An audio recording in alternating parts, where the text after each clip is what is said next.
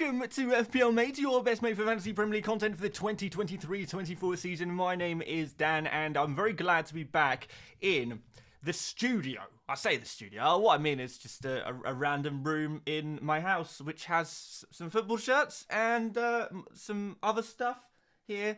Yeah, it's just has all my stuff in. So good to be back here rather than last deadline stream, which was out of a hotel room. So we're back. Hopefully this deadline stream is going to be just a little bit better than the previous week. But yeah, we're going big this year. We're going big with some with deadline streams this year. We're adding some more graphics to the channel. We've got loads more good stuff that we're going to be using for these deadline streams. We're going to have the return of the bench list. Guys, anyone here who's been here for a while will know all about the bench list, so I'm sure you'll be very, very pleased to hear about the bench list returning. But those of you who are new around here, oh, you're in for a treat. Another bit of unique content that you can't find anywhere else on YouTube. The bench list, man, it's going to be good. Man, it's going to be good. Yeah, so loads of stuff to talk about today. I've got my orange squash at the ready, so we know it's deadline time because we have this to lubricate our throats. We got a super chat already from Haribo. I'm just going to switch views here very, very, very quickly. So we got a super chat from Harry Bro says, "Hi mate, would you bench Eze against Gunners or Guardiola against Newcastle? Arsenal top clean sheet odds, Newcastle topish to score goals. Conflicted." Well, actually, I feel like Man City actually have fairly decent clean sheet odds, so I don't think there's anything too wrong with playing Guardiola, and it looks like he has got quite a decent chance of starting as well. I might as well show you what I've got. Obviously, we're going to be doing a little bit more team predictions, lineup predictions this season, because I feel like that's kind of useful, and kind of talk a little bit more about systems and how teams will be lining up. So I may as well show you this. So this is what we got as my current predicted lineup for Man City. Of course, things can change as we get new team news coming up to the deadline. But there's actually so many different positions that Guardiola can play that, yeah, I feel like he is pretty much, with the injury to John Stones and Diaz being a little bit touch and go, I feel like there's actually a very good chance that Guardiola can play. He can play in the middle of the three centre-backs. He can play off the left. He can play in that kind of central defensive midfield position alongside Rodrigo. He's got a few options. So, yeah, I feel like there's got a decent chance. But, of course, Eberechi Eze is the player who you go for if you're looking for something a little bit bigger. You know, if you're looking for the kind of attacking returns, then he is your man. So, it's difficult. I usually say always back the attacker. So, that's what I'm going to say today. In terms of Eze versus Guardiola, I'm going to say back the attacker and play Eze. So, yeah, that's where I'm at there. And hopefully, we'll put both of those players on the bench list when we get around to that as well. So, yeah, lots to discuss. And I feel like which players to play, which players to bench are going to be part of that. And guys, of course, let me know if you are enjoying the kind of the graphics that we're going for this year, with kind of trying to have a look at some players and who's going to play where and what kind of systems different teams are going to be setting up. Hopefully it's going to be a useful addition to the new season that you probably can't find many other places. I've got loads of them, but I've only really set up a few of them for the stream, but I've got Man City's there. I've got a few more. Arsenal, I think I've set up Spurs and Liverpool as well. The kind of key teams that a lot of us are going to be looking at and wondering who is going to be playing and who isn't. So, let's get back to business, guys. Let's get back to business, because there is business to be had. And the first order of business is this business. And I'm not talking funny business. I'm talking a Reece James situation. A lot of you guys are wondering about what's going on with Reece James. I'm sure I'm going to have to talk about this multiple times throughout the stream as people dip in and out. But I have to say, right now, we do have we have a situation where we have a good idea of what the Reece James situation is. This is the quote here from Pochettino. He will be out for a few weeks, but the good thing is it's not a big issue. So that's good news on Reece James, really, because it means that yes, he has got a problem. He is going to be out for a couple of weeks, but it's not going to be too long term for him, thankfully. So those of you guys who have Reece James, I still would recommend a transfer out, but it's not going to be super, super long term. So good news, Chelsea fans. Good news from Reece James. It's not quite as bad as initially thought, because we did think it could be months. That was the rumours going around yesterday, but today Pochettino seems to think it's not too bad. So I probably would say 3, 4, maybe 5 weeks. to get Reece James back in the team. In the meantime, it's probably going to be Malo Gusto playing there for the majority of games, but not every single game necessarily. A couple more super chats here. One from Bam Bang Handoko says, dude, will Trossard start or be benched? I feel like Trossard will probably be benched this game week. I would not be wanting to take a risk on Trossard. There's a chance that he plays, but even if he does, you know, it's against Crystal Palace, away from home. It's a tough fixture for Arsenal, for the Arsenal attackers. So, yeah, I would, if I had Trossard right now, I would be looking to sell him for someone else. There's lots of great options. Brian Mbeumo would be a good pick to go for if you haven't got any money in the bank. Madison, if you've got an extra 0.5 to spare as well. Trossard to Madison, Trossard to Mbeumo. Those are the two players I'd be most likely to go for. Mohammed says, I have one free transfer. Which one should I prefer between Madison and Mbeumo? I feel like Madison is the guy. I would like to go for Madison personally. I feel like in the slightly longer term, he could be a really, really dangerous asset. But this game week, Mbeumo could do better. So it depends what you're after. Mbeumo possibly does better this week, but Madison over the slightly longer term, I really, really like. We've got some great fixtures coming up for Spurs. I mean, let's just have a look at the fixtures from Spurs very, very quickly here. Let's just sort this by transfers in. We'll find Madison, go fixtures. So yeah, after Manchester United, who, by the way, did concede a lot of chances in that opening game week. We've got the likes of Bournemouth, Burnley and Sheffield United all in a row. After that, Arsenal away could be kind of tough. Liverpool at home I don't think is such a bad fixture really. But then after that, we've got Luton, we've got Fulham. This run of fixtures from 3 to 9, I would say, is really, really good for those Spurs assets. So get involved, get Madison if you can. He would be one of my favourites, if not my number one favourite midfielder to buy for Game Week 2 and beyond. I feel like he's going to do some good stuff. I feel like it's so far so good with Madison. Really, really happy I went on him early. Yeah, I feel like a lot of people will join me on the Madison hype train over the next few weeks. I feel like we can all get involved in Madison fairly soon. So yeah, Madison, if you've got the cash to do so. More super chats coming in, so let's have a flick through those. We've got some members chats as well, which I will have a look at. Jeremy says, I think there is a break soon too. Yeah, that's a good point. We have got the international break coming up next month. Kind of it's early to mid-September, I believe. Lucas says, hi Dan, hi everyone. Hello Lucas. And Ramsey says, Gabriel saga. Wow, there certainly is a Gabriel saga going on right now, isn't there? CFC Ethan with the super chat says, should I roll the transfer or Gabriel to Henry? I feel like if I was, if I was you, I would feel like I would possibly keep Gabriel. I wouldn't want to jump in on a transfer too early. If Zinchenko is back for Arsenal, then I think Gabriel comes straight back into the team as well. Gabriel is really dependent on Zinchenko, and I feel like with Timber now out, Partey is not really a long-term inverted right-back solution, I don't think, necessarily. Could play there here and there, but in general, I feel like Gabriel could be good for this game week. So not really sure it's worth the transfer to Henry. But if I was going to transfer Gabriel out and I didn't have any money in the bank, Henry would be the player I'd go for. But personally, I think I'd roll. Ollie Jakob Haug says, Steele or Turner? I'm so torn. I'll probably play Steele. Probably. You could just leave it in fate's hand and play Steele. We do know that Steele is going to be rotated with Verbruggen. So that is bad news for Steele owners, really. We've actually had some interesting quotes from De Zerbi this week. I wonder if I can find them on Twitter. But we do. He already said last week that he's going to rotate Steele and Verbruggen. So, yeah. That's kind of a difficult one. We've got some quotes here saying, De Zerbi says, we are starting a different style. We are changing something. Really kind of interesting there. What is going on? I don't really know. Steele is obviously a player who could be rotated, but could we see some other players play? Could we see a slightly different Brighton setup for Game Week 2?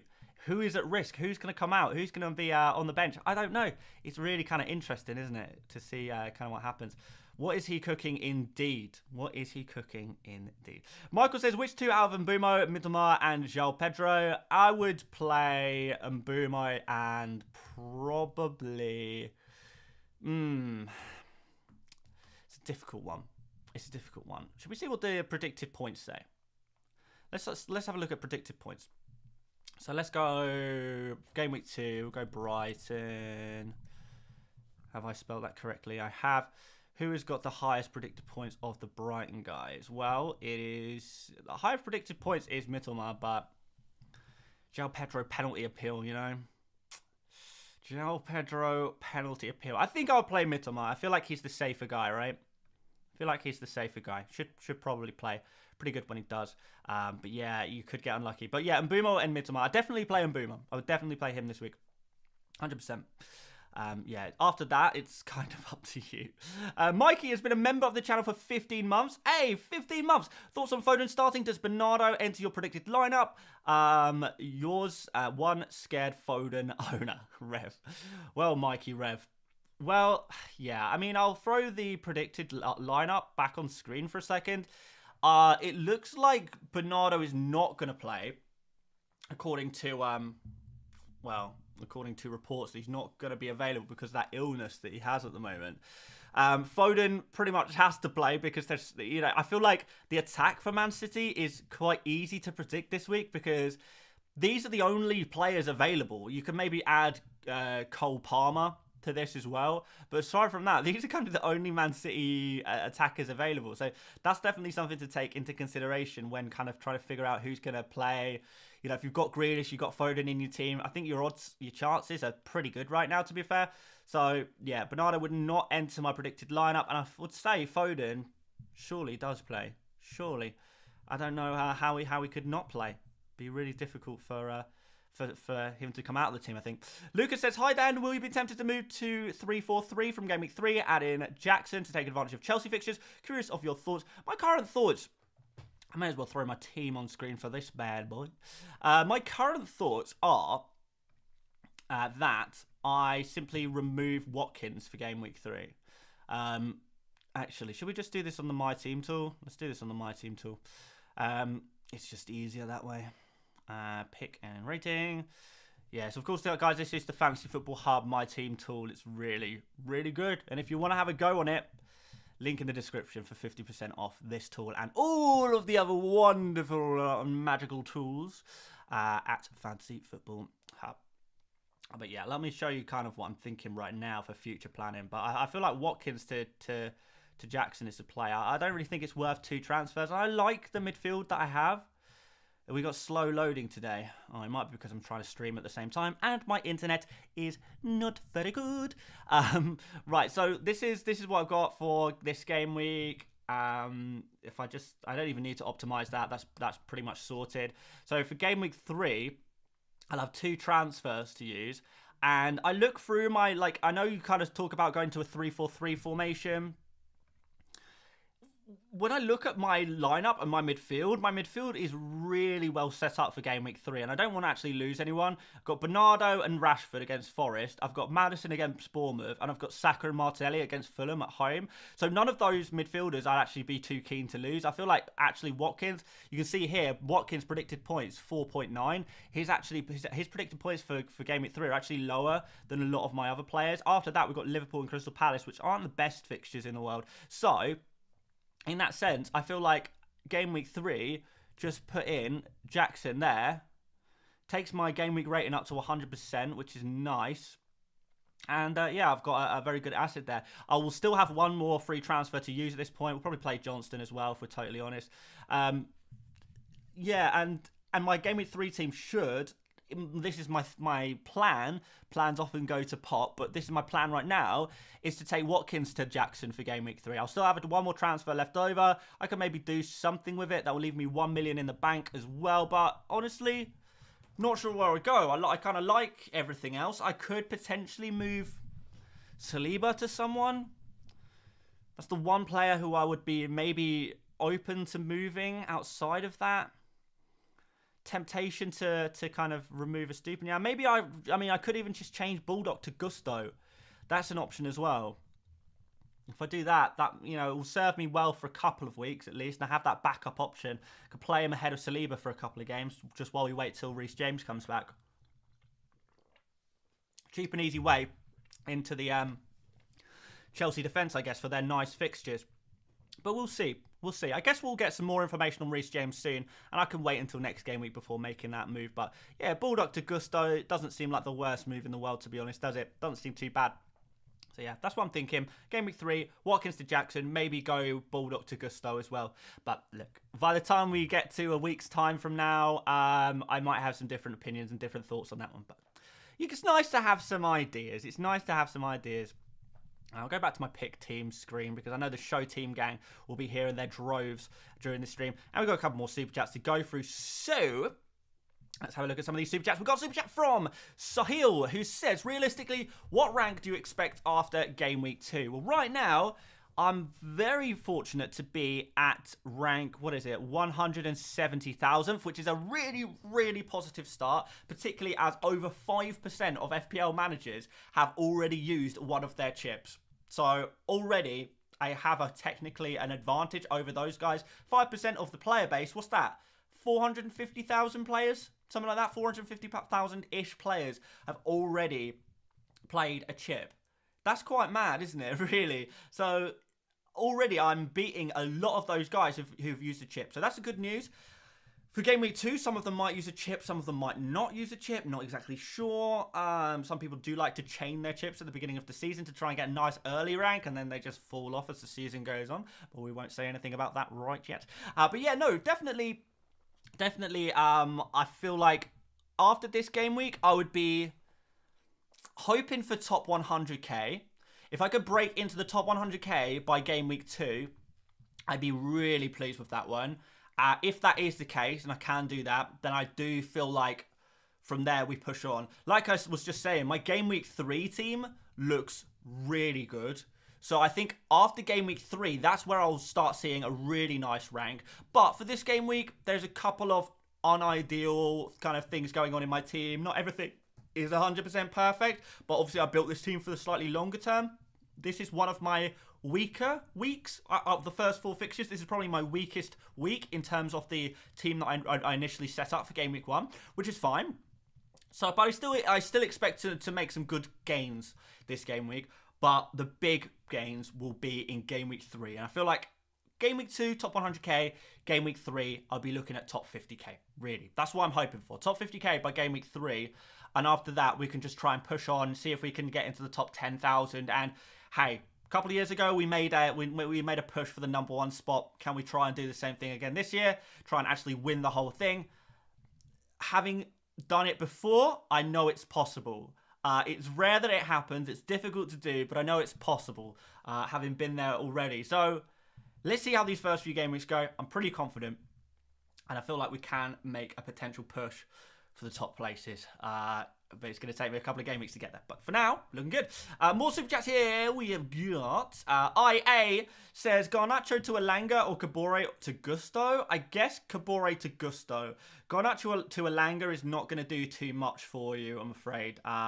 Don't imagine either of those players will score very highly. I'm kind of hoping Garnacho doesn't even start this week. I feel like he's better off the bench. He's not quite ready to start games. I'd prefer to see Sancho play for Manchester United in the new week. And yeah, Elanga is not much better. These are just cheap 5 million players. I mean, what you could do if you're looking for a 5 million player and you want to get rid of Garnacho, which it might be a good idea to get rid of Garnacho. No idea where people picked him in the first place. I feel like Man United fans maybe overrate Garnacho a little bit. Like, I don't want to ruffle too many feathers, but Manchester United fans seem to see something in Garnacho that the rest of us just are not seeing. But yeah, Garnacho to Enzo Fernandez would probably be what I would do in your situation, IA. So if you've got a Garnacho, you've got a 5.5 million midfielder that you actually have decided, I made a mistake here, I want to rectify that mistake. Going for Enzo Fernandez could be really good because he's going to be playing slightly more advanced. I mean, should we throw Chelsea up on screen? Let's throw Chelsea up on screen. Give me 1 second, guys. Let's throw Chelsea up on screen. And yeah, this is how I imagine Chelsea are going to line up most weeks from here on. Something a little bit like this. And we are going to see Enzo in a little bit more of an advanced position. Now we've got Caicedo. When Lavia comes in and starts getting game time as well, he'll potentially come in instead of Gallagher. And we are going to see Enzo very much freed up. Chilwell will be freed up a lot. Enzo will be freed up a lot as well there. So that's going to be really positive for those two players. Enzo is also a player who is likely to be on penalties. He's got a great penalty record. And Chelsea don't really have any other options in terms of penalty takers. So I think Enzo could be the penalty taker. We've already seen he's on a lot of set pieces as well. Taking those corners, taking those free kicks. So in terms of a 5.5 million midfielder that you might want to switch to right now, get ahead of the crowd, try and go for a little bit of a differential, Enzo Fernandez is the player I would recommend because he is going to be playing a new role, having more responsibilities than any of us expected, and we're only really learning that since the Game Week 1 deadline passed. So Enzo, a lot of potential there, would be a player I would be having a close look at. So yeah, hopefully that answers that question. Nikyle, hi, friendo. 84 points in Game Week 1. Not bad. Went for Bruno instead of Diaby. I mean, there's nothing wrong with that. Diaby's like 6.5. Bruno's like 8.5. They're not even the same ballpark, man. But still happy with my team. No Game Week 2 transfer, but who do I play from these two? Concert or Shaw? Well, we've got Concert against Everton and Shaw against Spurs. Shaw does have that attacking output, doesn't he? But Concert is good for clean sheets. I think I would be going for Concert to get a clean sheet against Everton. That's where I would go for. Play Concert instead of Shaw. I don't know if that's controversial or not, but yeah, that's where I'm at. That's where I'm at. Anders says, hey Dan, do you think Jota will start tomorrow? I really want him in my team, but I'm not sure yet. Let's switch over to the Liverpool team here, and yeah, it's the one question mark I've got right now, my friend. I don't know. Jota did not have a good game in Game Week 1. Really did not look so good against Chelsea. And I feel like this game against Bournemouth suits Darwin a little bit. So I'm not confident. I'm not confident. If you haven't got Jota in your team already, I personally would not be taking that risk. If you do feel like you want to take a risk, that's fair enough. Go for it. But for me, I'm not so sure. Not so sure I would be wanting to take that risk personally. It could easily be Jota. It could easily be Darwin. If Darwin starts, I think he could do really, really well in this game as well. So let's kind of see about that one. Let's see. Rob says, hi Dan, Petro, Mitoma, Petro Jackson or Mitoma Jackson. Let's say Mitoma Jackson. I think. Yeah, Mitoma Jackson. That's the combo, the Wombo combo I would go for. Thank you very much, Rob, for the super chat. I think we're cleared for super chats, aren't we? Should we start? Have we got time to? We got time to start the bench list? I think it might be time. I think it might be time to start on the bench list. Haven't done this in a while, man. Might be a bit rusty on the old bench list. Okay, I feel like we should probably explain how this works first and foremost for all the new watchers of the stream. But don't forget, guys, if you do enjoy today's stream and you want to see more FPL videos as well, we upload daily FPL stuff every single day, hopefully fairly high quality stuff as well that you guys are going to enjoy. Make sure you are liking the video at /stream and do subscribe as well. Make sure you are subscribing. I think we're close to 183 subscribers. Let's have a look. We might have even passed it by now. Let's have a look here. Yeah, we passed 183,000 subscribers. Wow, we're way above 183,000 subscribers now. Amazing. Maybe 184 subscribers? 184,000? Can we do that? Probably can't do that today. We need like 830 of you guys to subscribe. Check to see if you're subscribed or not, guys. If you're not, please think about it. Think about it. We could make a push today. I really want to hit 200,000 this year. But anyway, guys, we got super chat quick first from Oliver, who says, Captain Watkins home to Everton or Haaland? I mean, it's just Erling Haaland, isn't it? Erling Haaland or nobody. He's the only player I'll be considering captaining unless I had Salah. If I had Salah, I would probably captain him. Probably, but not definitely. I'd be worried about captaining Salah, going against the crowd a little bit there. But yeah, I wouldn't. If you really desperately want to be different to Haaland and Salah, I guess you could captain Watkins. He'd be my third choice, but I'm not convinced. It's risky. Watkins doesn't usually score more than like 1 goal per game. He's like kind of a consistent one attacking return per game player, which is not quite like captain material. We want our captains really to be getting those mega scores. And Watkins doesn't typically get those mega scores that is really going to define your game week. Where we know Erling Haaland, even against Newcastle United, could easily score a hat trick. You know, FPL Ari here says, "Hi Dan, do you pour the cereal first or the milk?" What a reason to send in a super chat to ask a question such as that.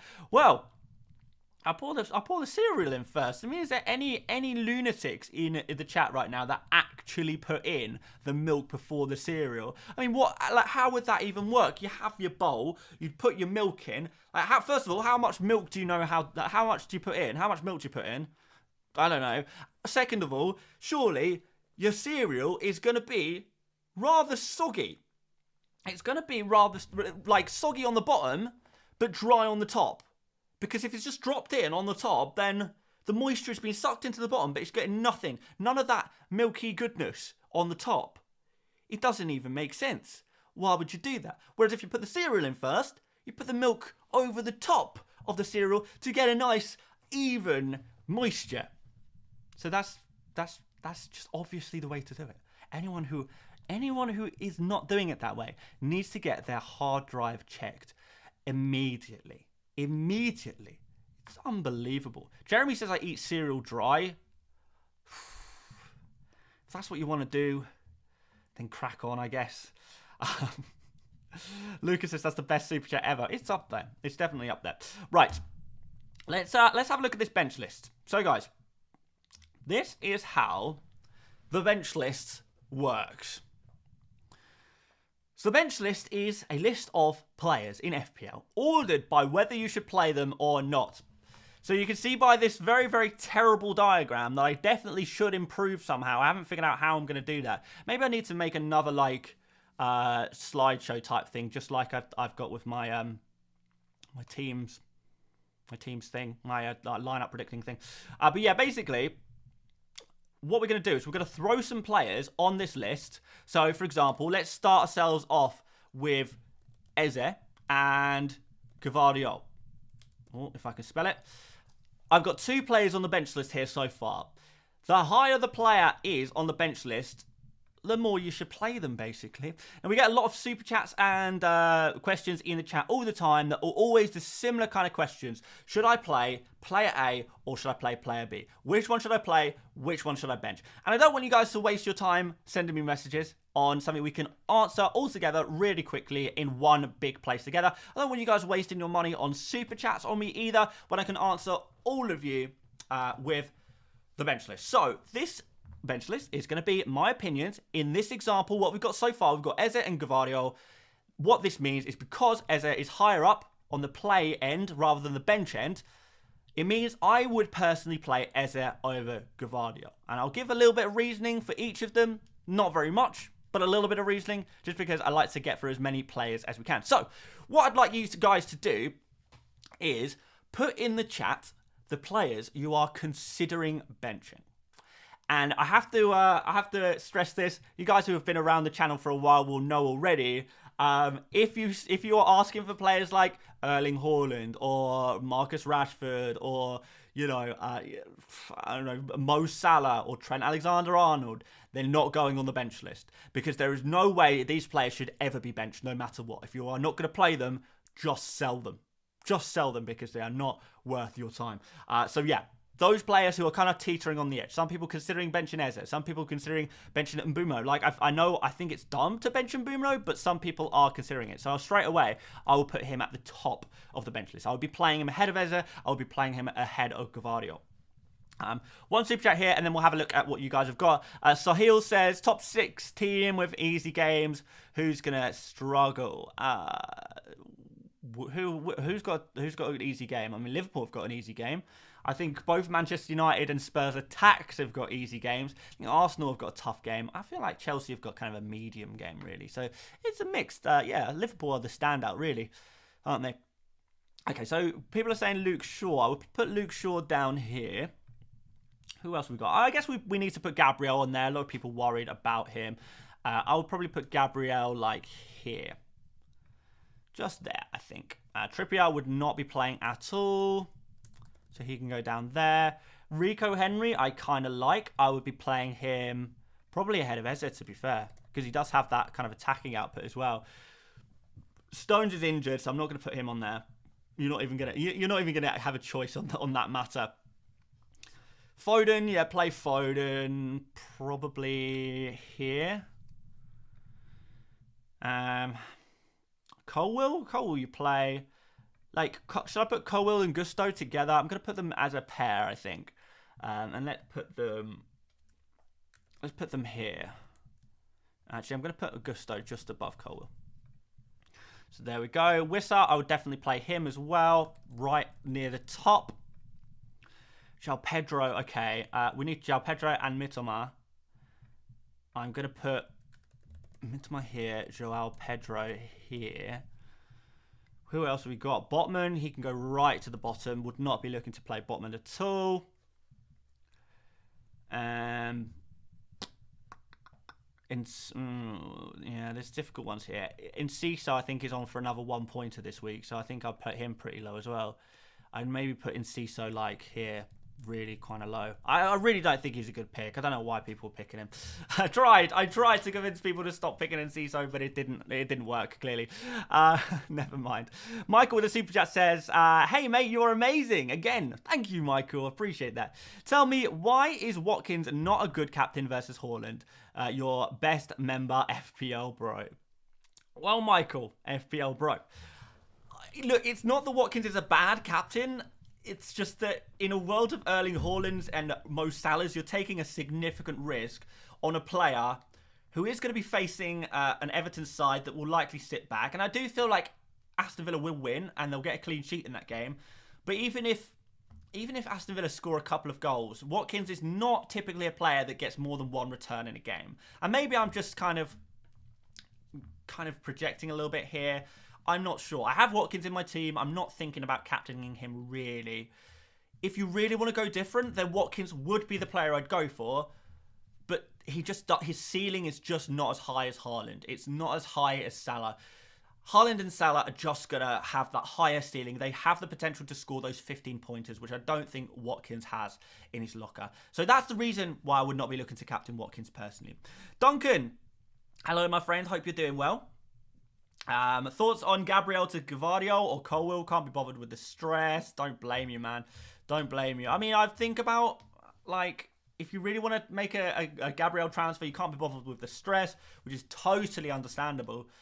Then Gvardiol, and maybe, I feel like at this point I prefer Gusto to Colwill because he's 0.5 cheaper, and I feel like even though Gusto is probably only going to be good for about a month, Colwill could also have problems in about a month's time because, of course, Colwill, when we have Badiashile back, Colwill and Badiashile are going to be competing for minutes there in that Chelsea team. So it's kind of difficult. Obviously, we've got Disasi there as well. Could impact minutes a little bit on the other side of defence. Yeah, it's difficult. I guess out of Gvardiol or Colwill, I think I prefer Gvardiol. He's the player I'm probably going to move towards at some point anyway, to be fair. So hopefully that makes sense. Anyway, we need to add some more players to the bench list. We need to add some more players. Why are so many people saying Osula? Don't play Osula.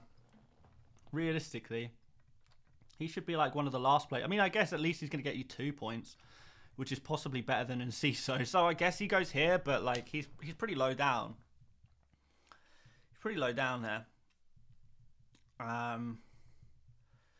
Lots of other suggestions here. K Singer says, hi Dan, Ward-Prowse at West Ham, 6 million for midfield. Not too keen. I feel like there's a lot of other players that you could go for who are, you know, like, if I'm going for a cheap midfielder right now, it's going to be Enzo Fernandez at Chelsea. You guys really want Bulldog on that? Are we really thinking about playing Bulldog? I wouldn't play Bulldog. Apparently, he might be injured anyway. He might be carrying an injury at the moment, which I'm sure no one wanted to hear about. There we go. The Truong fam says, what's your favourite food drink for Super Sunday? Super Sunday, I'm usually hungover. I'm usually hungover on a Sunday. So, or I'm either hungover because I've gone out the night before, or I've purposely not gone out the night before because I'm going out and seeing, like, my wife's family or something. Always seems to be on a Sunday. I go and see my wife's family, or my family sometimes, to be fair, and in which case I'll just eat or drink whatever they have on offer, usually just a water anyway, and just sit in the corner on my phone watching the football, being very unsociable, because apparently no one in my family or my wife's family likes football. No one. Not a single sausage. Me and my brother in my entire family are the only ones who like football. I guess my dad watches football as well, but not like a lot, I don't think. Ed, well, we got another super chat. Hang on. From Ed Kin says Nunez or Jackson. Jackson, for the long term, particularly. Jackson. Do you really want, like, some of these suggestions for players to put in the bench list? Are you really thinking about benching these? Like Maddison, if you have him, play him. If you have Maddison, play him. I'm going to put Maddison, like, right here. Really high. Mohit says, shall I start Gabriel or bring Baldock from the bench? Mohit, if only you checked the bloody bench list. You wouldn't have had to use a super chat, man. This is what I'm trying to do the bench list for. To save you guys from spending your money on super chats. It's Gabriel is here and Baldock is like here. So I would be playing Gabriel ahead of Baldock. It's my answer to that one. Some of the guys you're suggesting, by the way, in the chat, I can see that they're already on the list. So check the list first before making a suggestion, guys. Let's put Udogie in because I keep saying his name. See Udogie's name a lot. I wouldn't put him that high, to be honest. Probably like, I don't know, here. No, probably not. Probably even lower. Lower than Trippier. Would be a pretty low priority play. Marty Cash. We can just put, can we put Cash? We'll just put all of the Villa defenders together. Let's put them like in a medium place, I guess. So we'll put Cash / Pow / Concert. Put them all together there. Austin Gold has been a member for 19 months. Thank you very much, Austin, for being a member for so long. Appreciate that one. Rico Henry's already on there. Cash is already on there. Come on, guys. Reed. Gvardiol's already on there. Eze's already on there. Saliba. I mean, play Saliba. Like, ahead of most of these players. I think play Saliba, like, here. Pretty high. Pretty high. Welbeck. Really that many people have Welbeck? I don't know if I'm wasting a spot on the bench list. Luke V, member for 30 months. That is absolutely mad, Luke. That is absolutely mad. I cannot believe it. I cannot believe it. Should we do some goalkeepers on the other side here? So we're going to do some goalkeepers quickly. So let's put Turner in. Let's put Onana beneath him. Let's put Johnston here. And I'll put Pickford here because I would never want to play Pickford. Probably put Leno even lower. No, would I? No, no one's lower than Pickford. Let's put Leno here. Let's put Edison above. Let's put Allison above. Hopefully we can cover most of the goalkeepers here all in one go. What other goalkeepers do people typically have right now? Maybe Martinez. If you have him. We've got Areola. I'll be putting him pretty low. What other goalkeepers do you guys have? I think I got like most of them, right? Oh, Sanchez, I guess. Let's put Sanchez like here. A couple of someone random with a £9.99 at Super Chat because someone random is just like the most biggest legendary legend. Says, not gonna lie, I know that player quality doesn't necessarily mean FPL points, but Udogie is a bald problem. Wait, is a baller. You're trying to say he's a baller. Udogie is a baller. Problem is Spurs won't keep many, if any, clean sheets. And you're spot on. Udogie looks like such a good football player, but for FPL, it's just not the right time. I think for maybe game week 3, we could start thinking about Udogie a little bit, but right now, probably not. Ralph says Richarlison or Akanji to start. Okay, all right. Since you super chat to Ralph, I will put both of those players in. Akanji, I would be putting. Akanji is a 1 point awaiting to happen, by the way, so I'm actually going to put him below Gabriel. Richarlison, I would play pretty high up, probably like here. I would play him. Give him a second chance against this Manchester United team that conceded a lot of chances down the middle in that opening game. Right, apparently I am missing some goalkeepers. So I'm missing Flecken and Steele.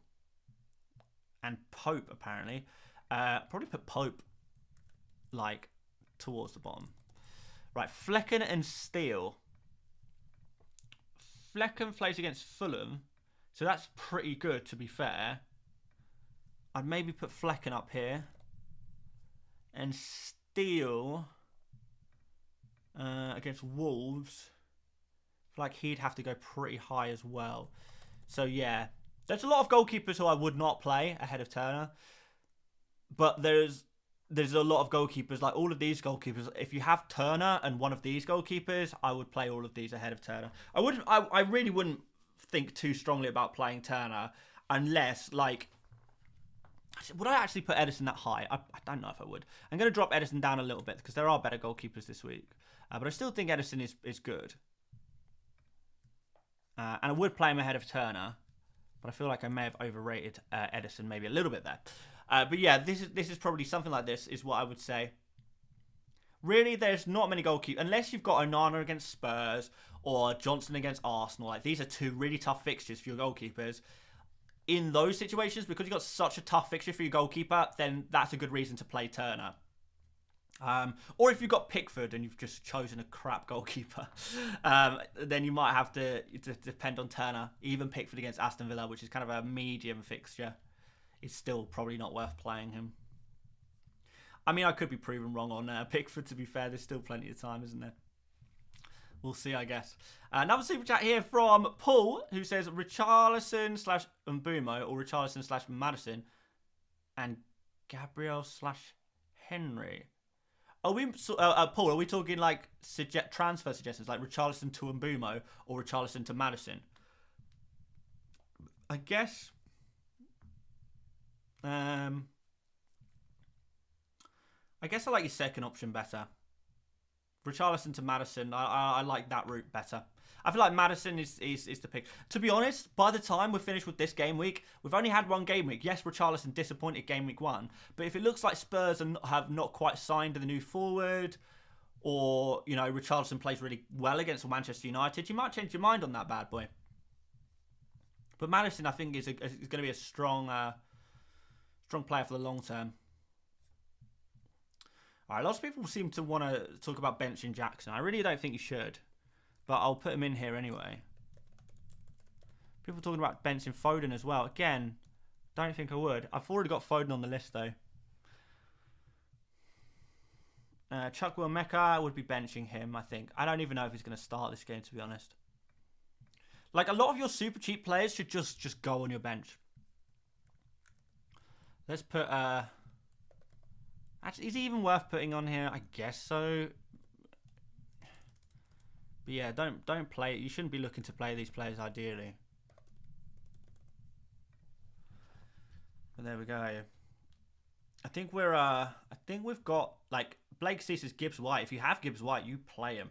If you own Gibbs White and you're not going to play him against Sheffield United, then when are you going to play him? Always play him. Right, you guys want Ake and we'll put Ake next. Because Ake is a 1-point danger, isn't he? I'm going to put Ake here. Areola, I've already got on there. Solly March. I'll just put him next to Mitoma. Just put him there. That makes sense. Put them together. Put the friends together. Bruno Fernandes is not going on this list. He's not going on. If you have Bruno Fernandes, play him. If you're not going to play Bruno Fernandes against a crap Spurs defence, then just sell him. If you're even thinking about benching him, just sell him.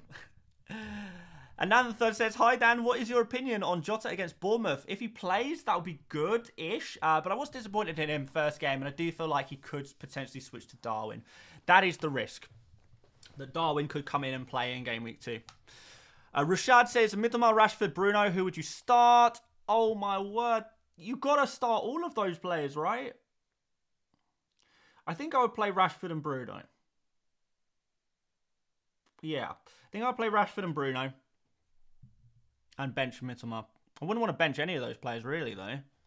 Can't believe people are actually thinking about benching the likes of Bruno and Rashford. You guys are going to be in big trouble. Like, why do you... If you hate these players so much that you're going to bench them against Spurs, just... I really don't understand why they're in your team. Just get rid of them. See you later. Goodbye. They're such expensive players. They're such good players. You know? Really, really difficult. See, the show team gang is here, by the way. I see you. Peter Parker, what's up, man? Yeah, the show team gang are here. Have we got any members in the chat? If there's any members in the chat, can we spam the show team gang emoji? Ruben says, start Gabriel or Henry. I have both. According to the bench list, I've got Henry higher. So, yeah, let's go for Henry. Let's go for Henry, Ruben. Rocky has just donated a very, very generous $10 super chat. But I can see there's no message attached to it. Peter Parker with a no message super chat as well. Peter and Rocky, please put messages in the chat. I'm going to keep a close eye on the chat. And mods, if we've got any mods or anyone in here. I need to probably make a few more mods, actually. Mikey, you're a mod, aren't you? If we see Rocky or Peter put a message in the chat, flag it to me.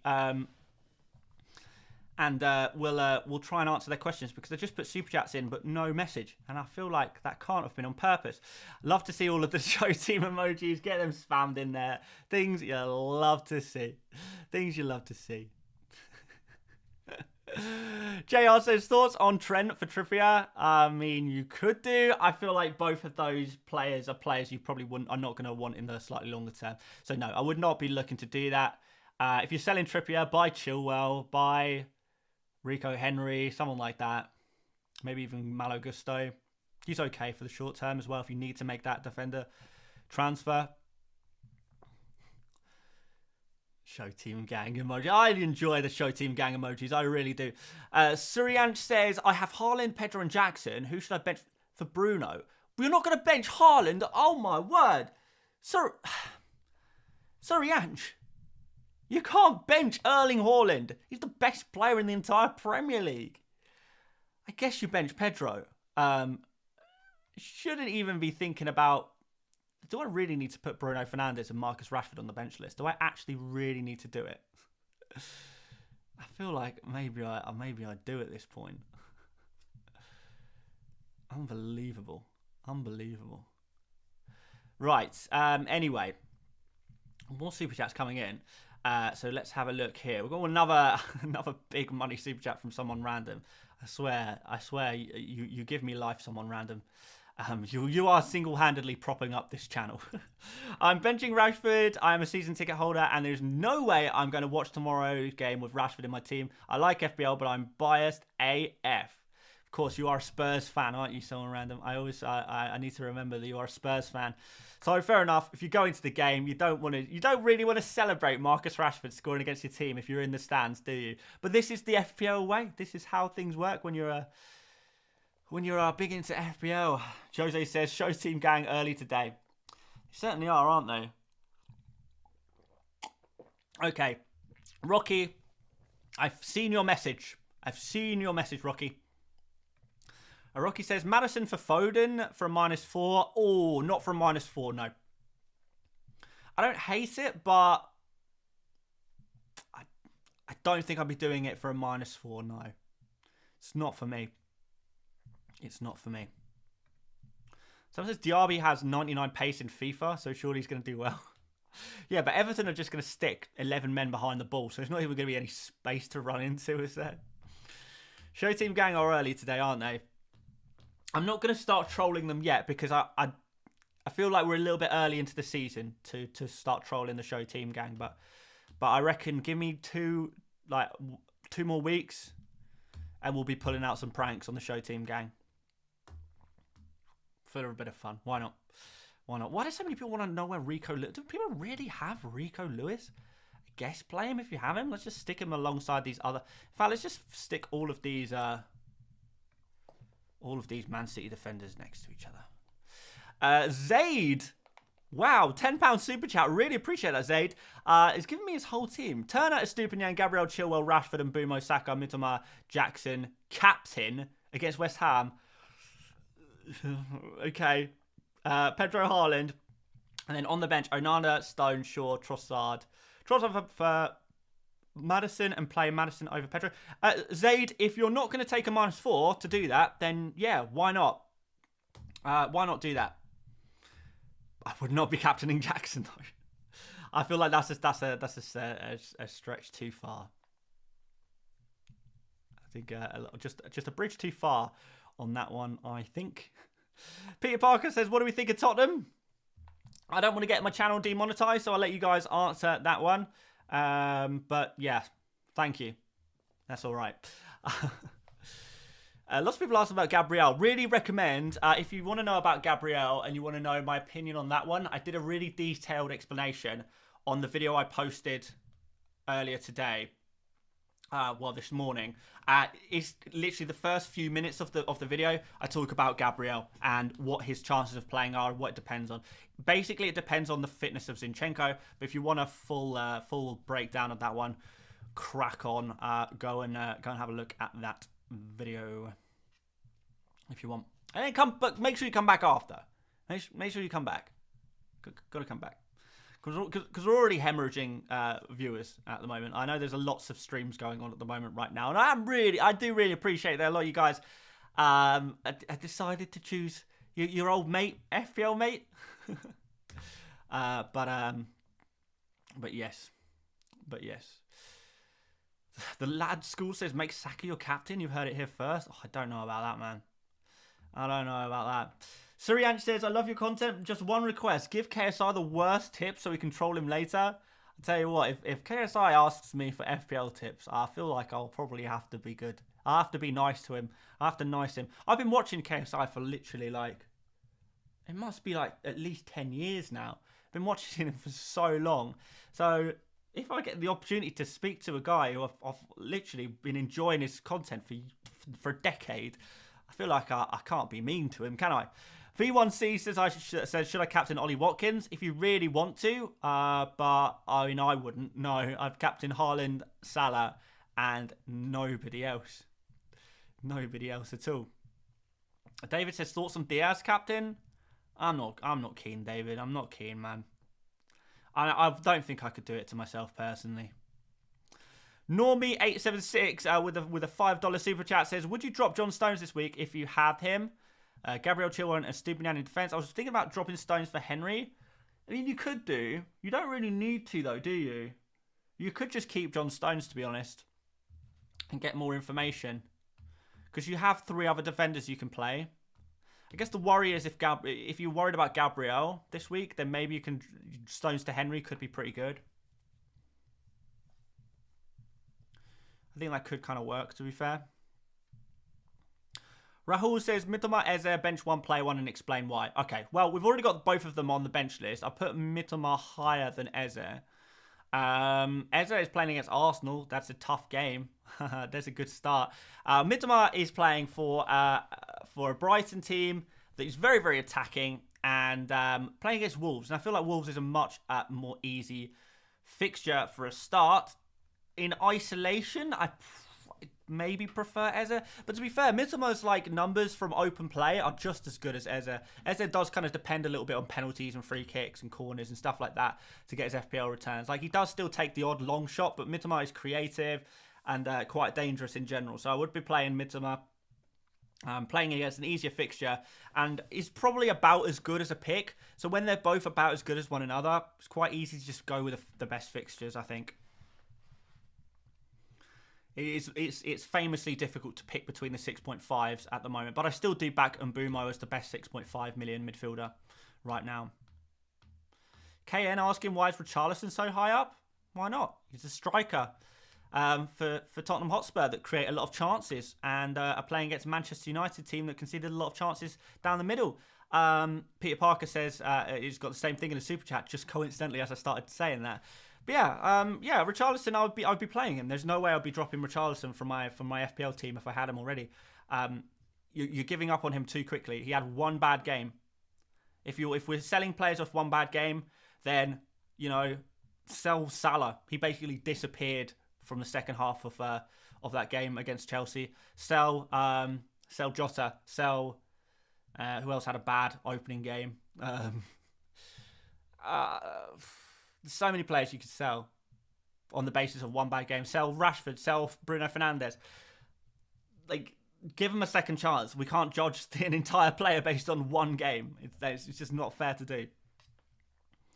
Richarlison, obviously, when he's been playing at number 9 in the past, has proven that he can do well. And he's going to get loads of opportunities to score. He's going to get chances.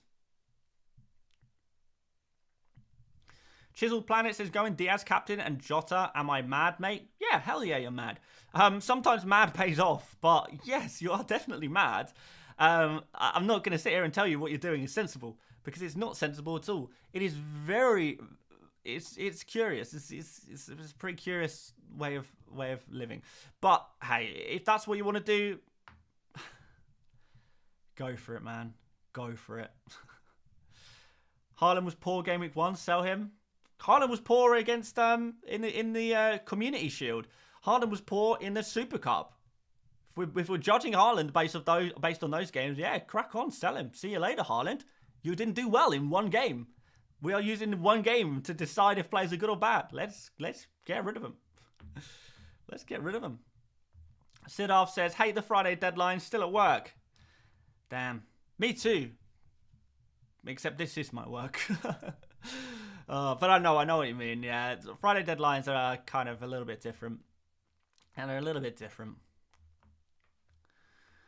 Tottenham TV says, but wouldn't Osula have a chance to get more points than a United or a Palace defender? Not maybe, not really though. I don't think necessarily.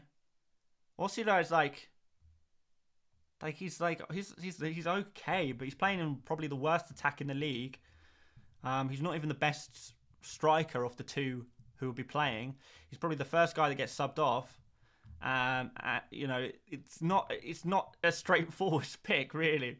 XRDC says, thoughts on... I am not reading that, but nice try. You just wasted your money, XRDC, on a joke that didn't work. Very, very good. Zaid says, Jackson captain for potential mini-league bonus. It's not worth it, man. It's not worth it. We've got 37 game weeks to go. We don't need to be making these kind of moves yet. If you want to win your mini leagues, you can do it by playing normally, and maybe get to game week 30, and then you can think about going crazy. Mini leagues are not won and lost in the first 2 game weeks. I would not be going crazy with the picks yet. I would not be going crazy with the picks at all. Thoughts on a sideways move from Richarlison to Maddison? I don't think I would do it personally. FPL Wasteman says Bowen transfer in. Ahead of a fixture against Chelsea? No, I would not be doing that. Archie says, convince me not to captain Luis Diaz. I mean, just look at his numbers from all of last season. They weren't that good. He scored. Yes, he scored. He did well against Chelsea in the first half. Are you really going to make a captaincy decision based on one good game against Chelsea? It seems like a tough. We know Diaz is probably going to be subbed off at 70 minutes, so you're not going to get a full game from him.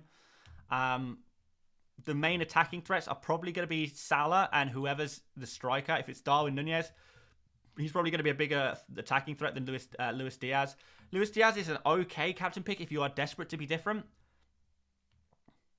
I mean, he's better than that guy who's captain in where is he? Is it Zaid? Zaid, I know you want to be different, but Jackson is not even the best differential captain. If you really are just desperate to be different for no other reason other than you think you might make a difference in the mini league by game week 2, and that's something that's important to you, go for Watkins. Yeah, go for someone like Watkins. Go for Chilwell, maybe. Go for another Liverpool player. If you have one. If you have Trent. If you have Salah. If you have, heaven forbid, Luis Diaz. There's so many players I would pick as captain ahead of Nicholas Jackson, even if I really wanted to be different. And I'm telling you that, Zaid, because you've given me £12 now, and I really appreciate you, and I don't want you to throw your mini league away, because you think you can make marginal gains using these kind of captains this early in the season. He's not even the best differential captain. Roger Mack says, I have Shaw and Gabriel. Which should I bench or sell? I have Chilwell and a Estupinian already. I don't think I would sell either necessarily. I guess start Gabriel. I think if Zinchenko's back, Gabriel plays. I think that could be pretty good against Crystal Palace. Good chance of a clean sheet there. Gabriel, decent attacking threat as well. Shaw, less likely clean sheet with the likes of Spurs. So yeah, I would be... I'd be probably keeping both for now and selling and starting Gabriel and benching Shaw. Thank you very much, Roger, for the very generous $10 super chat. I appreciate that, man. Third prototype, another super chat here says, "Great job, Dan. Keep up the great content. Oh, keep up the good content. Sorry. Thank you very much, third prototype. I really appreciate that. We'll try and do our best here. Should we have a captaincy poll? I feel like we could do a poll on captaincy. Look, you guys talk about captaining different players. Thank you, Dr. JK. Really, really appreciate your super chat here, my friend. I need to bring in Madison for Mitoma, but for that, I've to sell Onana for Steele/Johnson with a -4. Should I go for it? Absolutely not. No, there's no way I'll be doing that. No way I'll be taking a -4 this game week. Just save your transfer and do it for free next week. I wouldn't even be selling Onana. He's got a difficult fixture against Spurs, yes, but if you've got Turner, just play Turner. I don't know. I would not be looking to make that -4 move. I don't think it's going to be worth it. You're not going to make that up. Just do it next week for free. Maybe even find a different way to get Madison in your team as well, rather than downgrading the goalkeeper. Who got downgraded defender to Malo Gusto, to free up some cash. That could potentially work. Maybe. Bayer out, Gusto in. If you really, really want to. Yeah, if you're going to play them, I guess so. I know a lot of people do have some problems with their defence at the moment. Defence is tricky this week, isn't it? So many problems. Balindajit says, Gabriel to Henry, was also thinking of Chelsea defender. Already have Chilwell. Gabriel to Henry is not the worst transfer. I would be giving Gabriel probably one more game week, to be fair. Transfer Foden to Madison, hold Gabriel. I think I would just hold all of them, reassess next game week. Sam says, what's the justification for Henry over Saliba if everyone has Saliba? Because Henry has better attacking threat and just as easy of a fixture. I feel like Saliba and Henry probably got similar chances of clean sheets, but Henry's got a much better chance of attacking return. So it makes that pretty easy, I think. Scott says, if you had Mbeumo instead of Madison, how would you look to get Madison in? I'd probably sell Martinelli, but not until probably game week 4. I'd either do it in game week 2 or game week 4. I definitely would not do it in game week 3. Mantej says, Steele or Turner? Probably would back Steele this game week. By the way, guys, if you're wondering which goalkeeper to play, we've got a bench list here. Maybe I should just explain the bench list again, because maybe we've got some more people, new people coming in who haven't seen the bench list before. But the bench list is a pretty simple concept. It is to help you with all of your bench dilemmas. And what I do is I order players based on who I would rather play and who I would rather bench. So if you've got 2 players on this list, so for example, you've got Mbeumo and you've got, I don't know, Rico Henry, and you're not sure, who should I play and who should I bench? Mbeumo and Rico Henry. Which one should start? Which one should go on the bench? Well, Mbeumo is higher up on the bench list, so my opinion is you play Mbeumo and you bench Henry in that scenario. But you can take any 2 players and do the exact same concept. Goalkeeper is exactly the same. If you've got Turner, for example, and you're wondering if you should play Turner ahead of your current goalkeeper, well, all of the players below Turner, you should bench. All of the players above Turner, you should play. Hopefully that makes a bit of sense. Northeast Girls says, Rash or Bruno, not both, too costly when they miss. I'm going to say Bruno. If I had to pick one, I would go for Bruno, I think. Can't believe you guys are still talking about benching Bruno. Duncan says, Diaby for the bench list? Surely, got to play him. He's got to be pretty high up as well, hasn't he? Would really, really want to play Diaby. Kichi says you look like Martinelli. Yeah, not the first time I've heard about this one. Can you put Martinelli on the list? I guess so. Because there are actually some players I would play ahead of Martinelli. Martinelli would probably go here for me. Szoboszlai? No. No.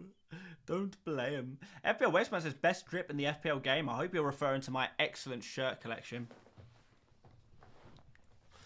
We're on the Japan shirt today. We're on the Japan shirt today.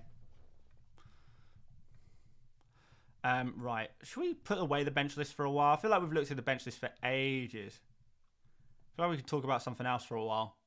We've still got over an hour to go. So I may as well do another quick call out, guys. If you haven't subscribed yet, please do. Please subscribe. I will really appreciate it if you do. Yes, do subscribe. And how many subscribers are we on? Quite a lot. Quite a decent amount. Thanks, guys. All right, yeah, let's what should we do? What can we look at next? Because I'm bored of this. I'm bored of this. Should we have a look at my team? Actually, no. Actually, yes. So if you're a show team gang member and you're early, I may as well show you my team. I mean, there's not really much to show. It's exactly what I said in the team selection video, to be fair. Let's throw that on screen. Ross Martin says, would you sell Foden from Mbumo? Probably not, no. Let's start a poll. That's what we're going to do. We're going to start a poll. We're going to do a captain poll. Who is the best captain for game week 2? And we're going to put Haaland. We're going to put Salah. We're going to put Ollie Watkins as like a cheeky differential. I'll put other there as well. I guarantee other beats Watkins though. So there we go. Let's see who is going to win this one. Ooh, interesting. Oh my word. The poll results is jumping around like crazy. I think Erling Haaland has settled in as number 1 though, to be fair here. Jeremy says Harry Kane. I'm not sure Harry Kane is the best pick. Oh, I know what I need to do. I need to do my draft team. I haven't even done that today. Or this week. Alright, should we pick team? What the? You guys even see this? Zoom out. That's better. So this is my draft team that I have with a few friends. I think I'm winning my my league. I need to change my team a little bit, right?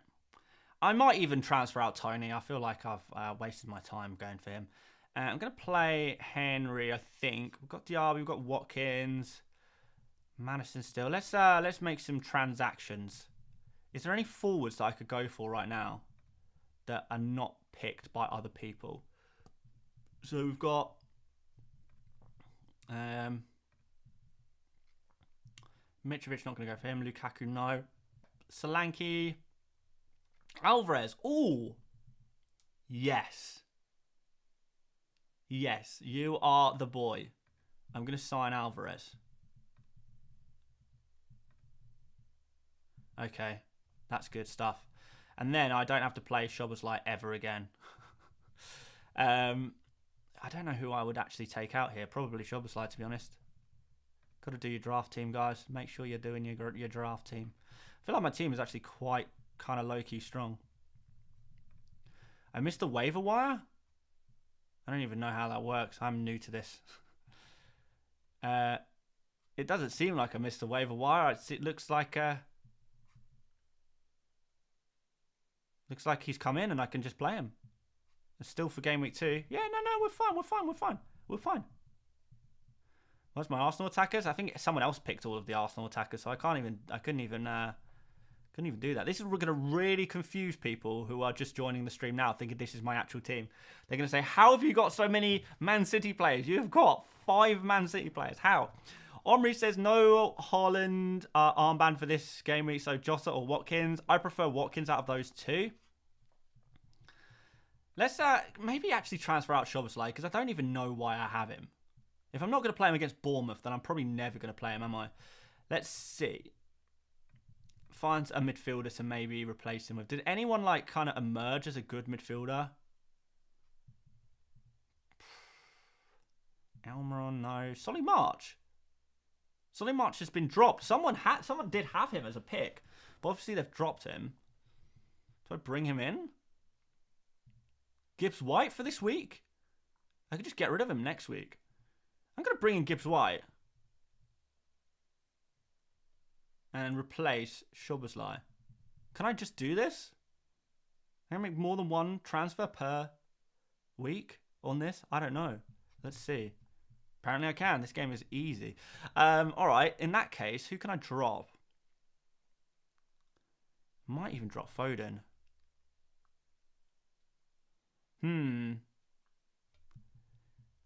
Who would you drop? Right, guys. For just game week 2 only, who would you start and who would you bench out of these players? I know it's usually me answering these questions, but I'm just curious to get your kind of opinions on this one. What would you do with this draft team? By the way, the player who's winning the poll by some margin is Erling Haaland. Salah is in there in second, Watkins third at 7%, and other is at 6%.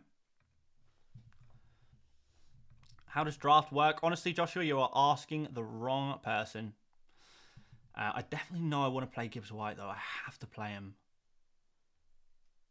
I feel like maybe actually Foden is the player I'm going to drop out. There we go. That's not bad, is it? Edward Humphrey says, sell either Baldock, Botman, or Kabore for Gusto. Will mean I have to take at least a -4 game week 3. Master plan unraveling. Come on, Captain Salah. Yeah, these master plans do often unravel if you book in transfers and plan too much, I guess. Do you really need to do that? Can you not just play one of them? If you're going to need to take a -4 later down the line. I think Botman is just not a good pick, is he? But you don't really want 3-4 million defenders. I guess Bulldog to Gusto? I guess. Yeah, I guess that. Different opinions, by the way, on this draft team. Use my bench list. I need my own bench list, don't I? FPL Ari says, I know you hate early transfers. What do you think about Midtjylland to Madison / Mbumo / Diaby right after deadline to beat the price rise? Worth holding on. If you absolutely have to do it because you don't have enough money in the bank, then yeah, Midtjylland to Madison is not the worst shout in the world. But to be fair, Midtjylland, what is he playing? West Ham next? Yeah. I think I would do it. Yeah, just do it. It could go terribly wrong, but if you can beat the price drop, it could be okay. Right, I'm happy with my team. I'm happy with my draft team. I think I'm going to win this draft league. I'm feeling good. I'm not going to focus on that too much though, because it is FPL. The actual FPL game is far more important, guys. It's far more important. Really, really important stuff. So yeah, I'm not changing my actual FPL team though, because I've been looking at it all week, staring at it, trying to figure out if there's anything worth doing. But there's not. I think we should have a look at some predicted points for this game week. So, whilst we're on the topic of captaincy, and I know a lot of you guys are thinking of captaining various players, which is fair enough. It's an interesting one. According to the Fantasy Football Hub predicted points tool. And if you want to check this out for yourself, guys, there is a link in the description. They're still doing 50% off all Fantasy Football Hub subscriptions all the way until the end of August. So it's not too late to get your subscription sorted to get all of these tools. But Haaland is actually got higher predicted points than Salah, which is worrying for Salah owners, because I feel like Salah owners have been betting this entire... the whole point in going for Salah was to try and not captain Haaland in Game Week 2. And yet he's still got high predicted points. Look, this is what I'm saying about Bruno and Rashford. They are next in line. Alongside Watkins and Alexander-Arnold, they are the next highest predicted points according to the machine learning stuff. So that is definitely something to take into consideration before thinking about benching and selling these guys. They've got pretty good predicted points in this one, as has Watkins. So I feel like if you really don't want to captain Haaland or Salah, Watkins will probably be the captain I would go for, but Bruno and Rashford are kind of options, I guess. But yeah, I don't know. We'll see. Should we go back? There's a few people asking about various benching, so let's just put the bench list back on screen. We'll end that poll as well. I feel like we've pretty much decided that it's Erling Haaland, pretty much, or Salah. We've got 1.2k votes in there as well. That's a decent amount of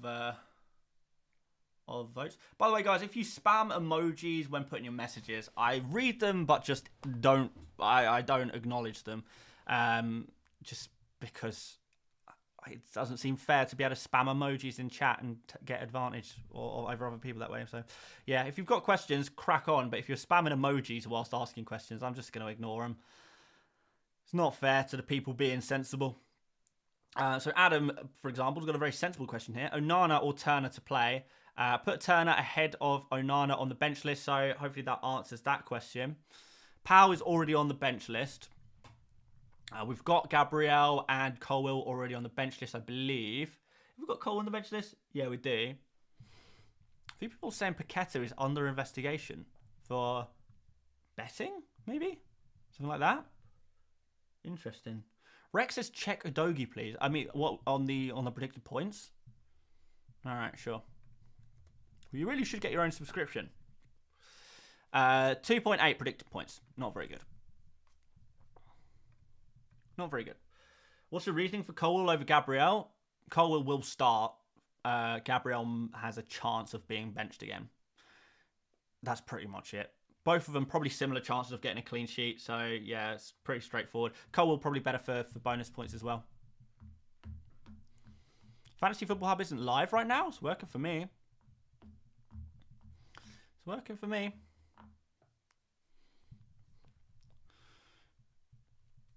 Right, Will Skills. Now you've stopped putting emojis in, I will answer your question. Replacement for Rice, I would go for Enzo. Oh, my nose is my inner nostril. I know it's going to look like I'm picking my nose, but do you ever get an itch in your inner nostril? Like, you just can't quite get the itch. It's so annoying. I haven't even got a runny nose or anything. There's no bogey. They're clear nostrils, but there's just got an itch inside of it. Really annoying. Why are people saying Fantasy Football Hub is down? It's working for me, but I guess if a couple of people are saying it, maybe they're getting a lot of traffic at the moment. Potentially there. Not sure. That's disappointing, though. Would you go Diaby or Mittermeier for long term? Probably Diaby long term.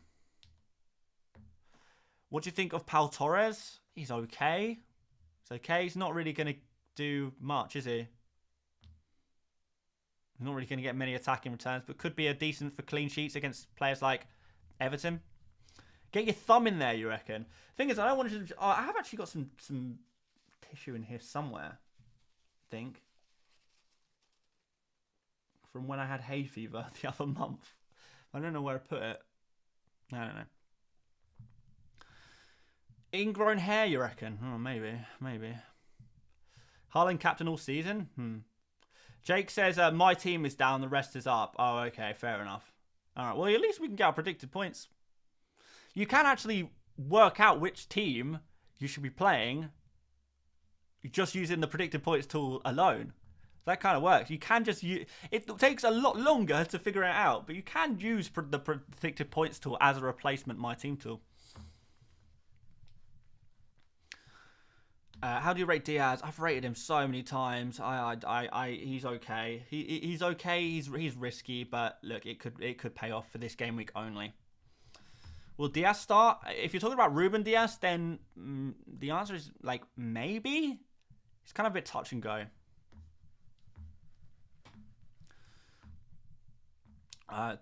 W. Harrison says, I need to play Gusto and Baldock to sub out Stones and Gabriel. Would you take a -4 for Henry or Chilwell or stick to the subs? Oh, I do like... I don't usually like a -4. I would just play... But you can just play Gusto and Gabriel. There's a good chance Gabriel does play. But if you are going to take a -4, Henry and Chilwell is a good place to go. I do like that. If you're feeling you want to be a little bit aggressive here, then yeah, okay. Stones out, Gabriel out, Chilwell in, Henry in. Yeah, Harrison up. I do kind of like that. I do kind of like that. It could be a lot worse, right? Alexander says, stop being so politically correct, mate. Scratch that inner hole. Nostril hole, you mean? It's a bit rude, isn't it? A bit rude. There's nothing political about it. It's just a bit rude to pick your nose on stream, isn't it? Not that that's what I was doing. I wasn't doing that anyway, but you know what I mean. If I ignore the itch, it'll go away. That's usually the way of the itch, right? If you ignore it, it'll go away. Would you sign Henry or Colwill? Probably Henry, Liam. Probably Henry. What do you think, Verdegaard? Playing a little bit deep, isn't he? Not expecting too much from him this game week. Patrick says, is Power a good replacement for James? Probably would not. No. Probably wouldn't do it, no. Especially not for a -4. I'd probably just leave it. Take your L. Play one of your bench defenders. If you've got a Bulldog or a Gusto or a... Maybe not Kabore, but you know what I mean. Or a Botman. Just play whoever you've got rather than take a -4. Tiger Fishy says, yo, you gone anywhere this summer? Yeah, I gone a couple of places, actually. Been to, where did I go? Mallorca. Went to Mallorca. And I went to Marbella. So 2 little holidays. It was very, very nice. Where else has I been? Nowhere else. Oh, and I'm going to Reading Festival next weekend. Yeah, next weekend. I'm getting too old for Reading Festival, but I'm going anyway.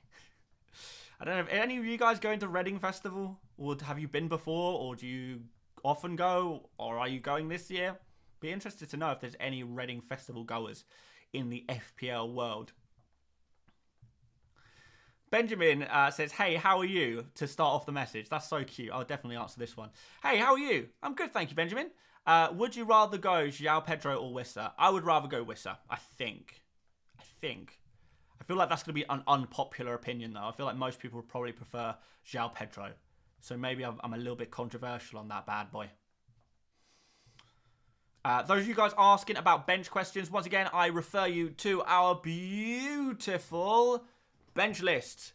The higher the player is on this list, the more priority they are to play. If they are lower on the list, they are less priority to play. So if you've got 2 players on this list, play the one that's higher. Play the one that's higher. That's the way to do it. Clipper says, been read in hella times. Love it. Enjoy that, G. Oh, I will. I'll try. Am I rich? No. No, I'm definitely not rich. I mean, have you seen the size of this room? I'm basically in a cupboard. A cupboard full of football shirts. This is where I record my videos. Oh, dear. But yeah, still, people are asking, play this player, bench this player. Look at the bench list, guys. Look at the bench list. Look at everyone is now saying, hi, how are you? And then asking their question. You think I'm stupid. I know you're only doing it now because you just had me answer that other guy. Nice try, though.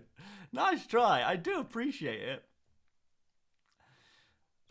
Victor says, why Osula over Bulldog? Is the attacker not preferred over the defender? Usually, yes, but Osula is the attacker and Bulldog is the defender. So I am literally favouring the attacker. And I think Bulldog has a good chance of kind of maybe getting rotated because he's potentially carrying an injury. Not really sure about that rumour that's going around, but Bulldog is potentially injured. I don't know how much truth there is to it. How many of you guys try and buttering me up? Hi Dan, How are you? Answer my question now, please. Fake. Fake. The other guy, what was his name? Jonathan or something? He was just Benjamin. He was actually just genuinely being nice and asking me how I was. All of you guys now doing it are just doing it because you want me to answer your question.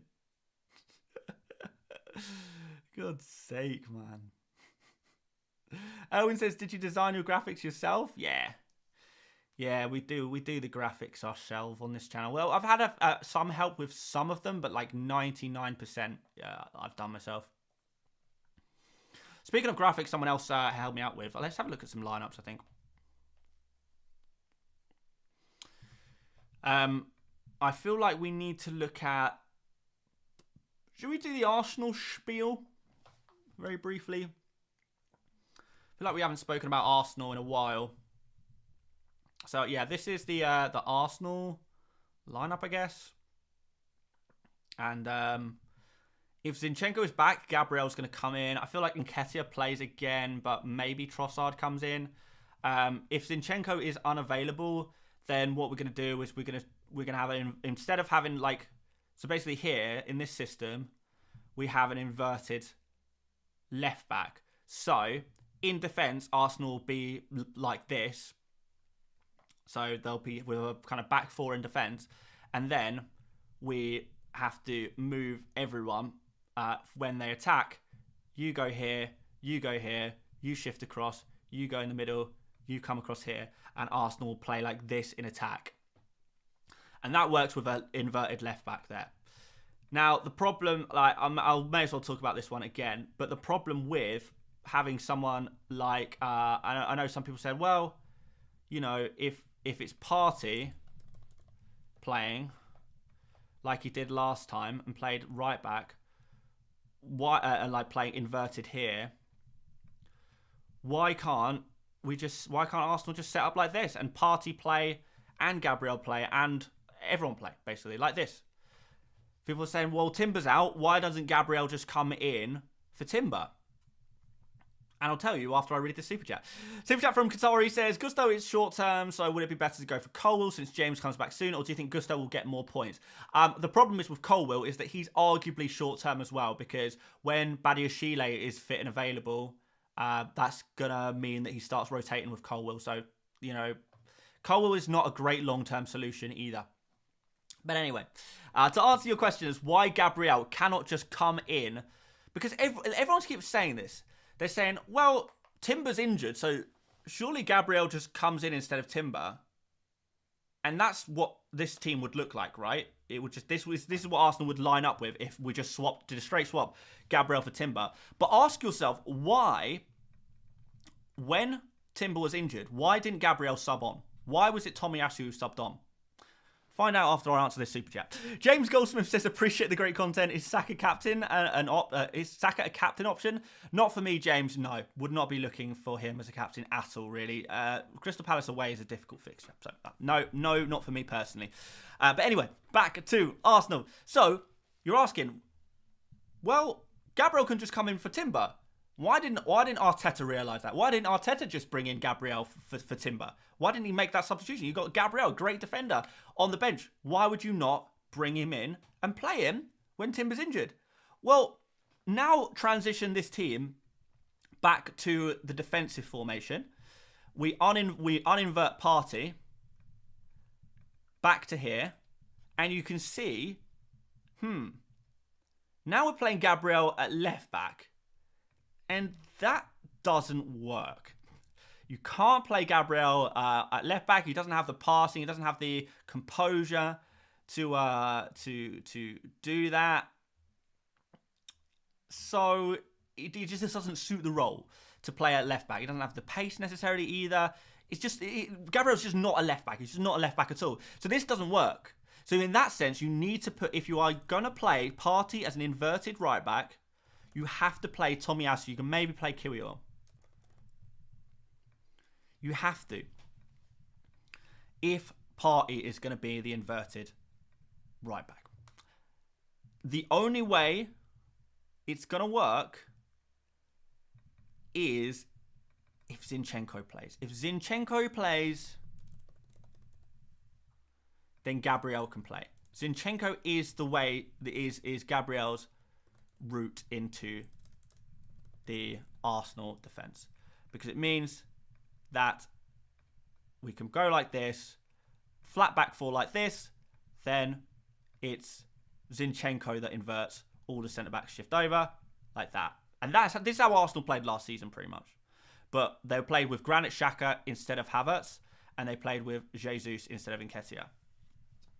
So that is the reason why it's not just as simple as Timber's injured, just play Gabriel there. Football, as we know, is far more complicated than that. It's like saying, oh, well, I mean, De Bruyne's injured. Why can't you just... You've got Ortega on the bench, Man City. Why not just play Ortega instead of De Bruyne? All right, what's the problem, man? Ortega's a decent goalkeeper. Just play him instead of De Bruyne. Doesn't work. Doesn't work. Right, let's have a look at some more super chats. And by the way, Callum, who's Callum Peace, who said in the chat, just answer my effing question already. Now I'm never going to answer your question. So, yeah, be a little bit more polite next time, my friend.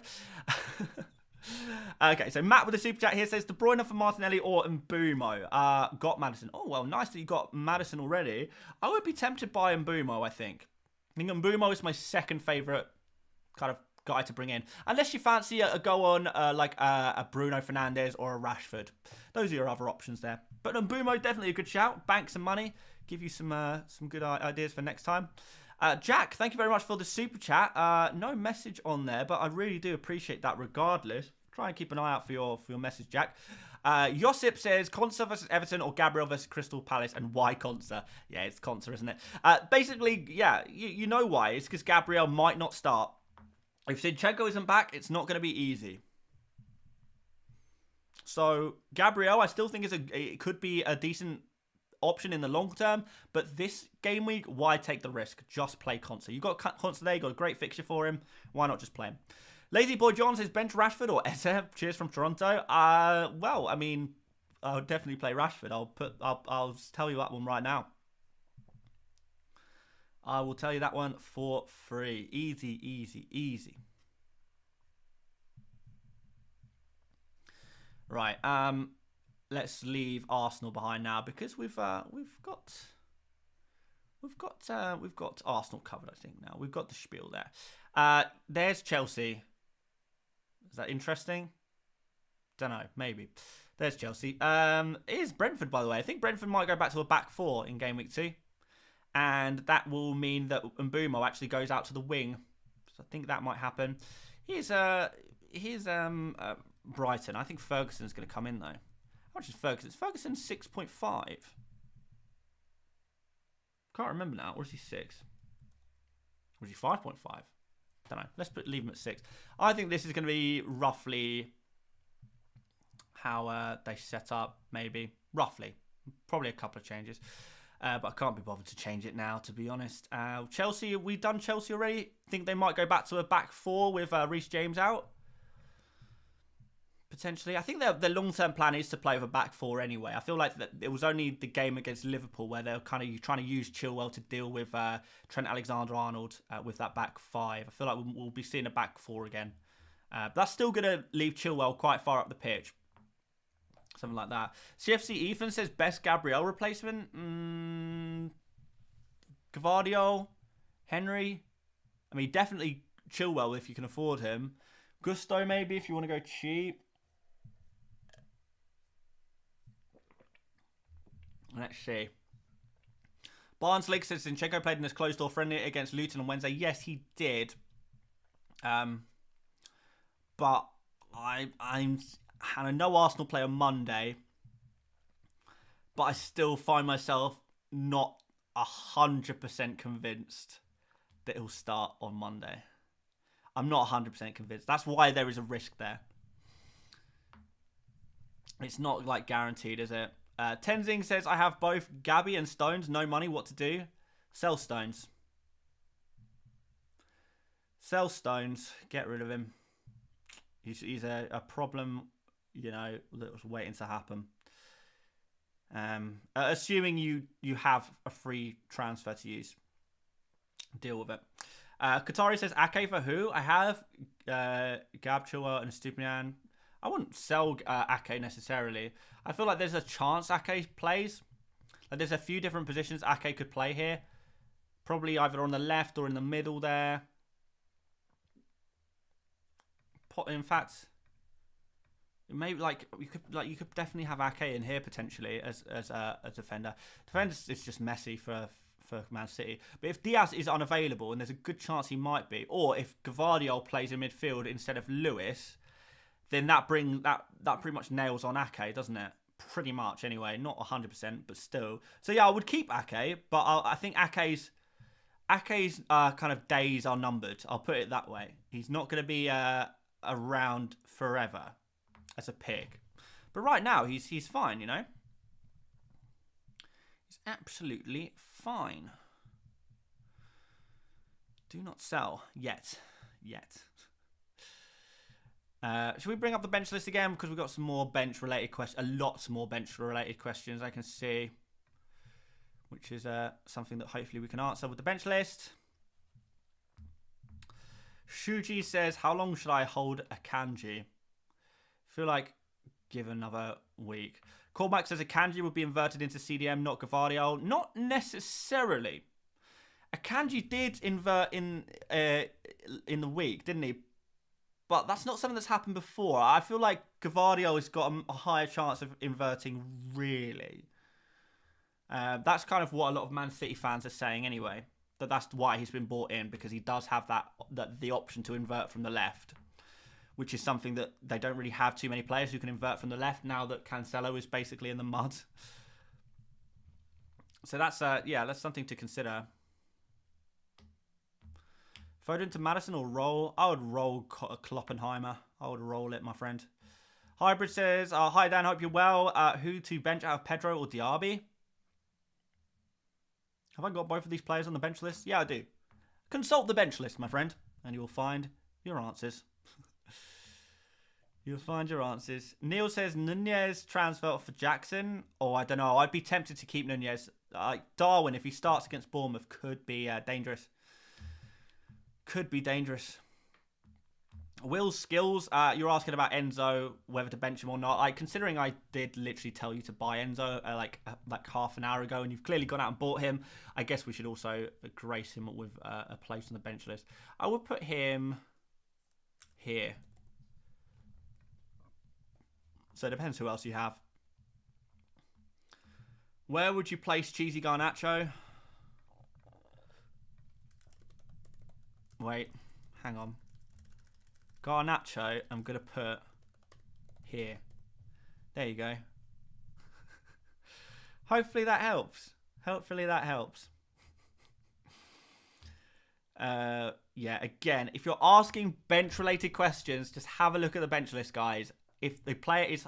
The higher your player is on the bench list, the more priority they should play. Maybe I should try and put some kind of guide on screen. There's got to be a better way of doing this bench list that is going to be more helpful for you guys. How do I do that? I'm going to have a think about this one for next stream. And we're going to make a more useful bench list that is more intuitive, because I'm still getting a lot of bench-related questions. So obviously I'm not quite hitting the mark here. I need to fix this somewhere. Make this easier to understand and use. Yeah, somehow. I don't know how. Let's see. In fact, I might ask my my graphics guy to see if he can help me out. I wonder if he's here. Is he? He might be watching. He's probably not, but he might be watching. Richard. He's literally sent me a message 24 minutes ago saying, I was listening to some of the Deadline live stream while I was driving. I've got an idea for how the bench list graphic could look. So, I mean, clearly, great minds think alike. Richard's been helping me out with some graphics recently for the streams in particular. So, if he's got ideas, then I'm all ears. So, yeah, hopefully I'll speak to Richard and we'll get something sorted. We'll get something sorted for next week. I think I like where he's going with this one, though. I like where it's going. Anyway. Good Chuck says, I say sort by position. The problem with sorting by position is that sometimes there are defenders that I would play ahead of midfielders. So I do want like all of them together. So for example, like Enciso is a midfielder and Shaw is a defender. I would play Shaw ahead of Enciso, and I have to keep them in the same column in order to kind of show that. To be fair. Why is Enzo so high? Because he's on pens, basically. Well, probably on pens. Big ups, Richard. Yeah, definitely, man. Definitely. He read my mind. He read my mind. It's good. It's good to have like-minded people who know their stuff helping you out. Always really, really good when you're doing this kind of thing. Anyway, right. Can we add? I don't really want to add any more players to the bench list, to be honest. People still asking me about Saka captain. All right, should we just put up a poll and then we just like ask the world, because what I'm saying is clearly not working. Is Saka a good captain option for Gameweek 2? Yes or no? I'm going to put it in the poll, and to save myself answering this question, I'm going to make you guys answer it instead. Right. Anyone asking if you should take out Gabriel for Chilwell? The answer is yes. If you can afford to do Gabriel to Chilwell, I would do it. Akash says you are not answering. What am I not answering, Akash? There are hundreds, well, there are thousands of people in this chat. I'm trying to answer as many as I can. If you really, really desperately need a question answering, just maybe do a super chat if you want. I try and answer as many questions as I can, but I always prioritize super chats. So if you're desperate for a question answering, there we go. I haven't put this poll in yet, have I? Right. Oh, I know what I need to do. Right, you guys can answer that question for me, and hopefully we'll see. Jordan says you are not answering. I know I'm not answering, am I? I don't know what I'm not answering, but I'm not. I'm not answering. This is like someone's call. Hang on, I know what the problem is. Someone's trying to ring me. Someone is trying to call me.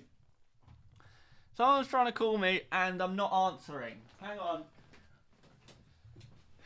I'm not answering. Oh, let me answer. Hello. Yeah. Ah, yes. Sorry, I wasn't answering. Yeah. No. I'm answering now. Don't you worry about that. I'm answering now. Right. Okay. So you're saying James Maddison is going to get 2 assists and a goal? Right. Interesting.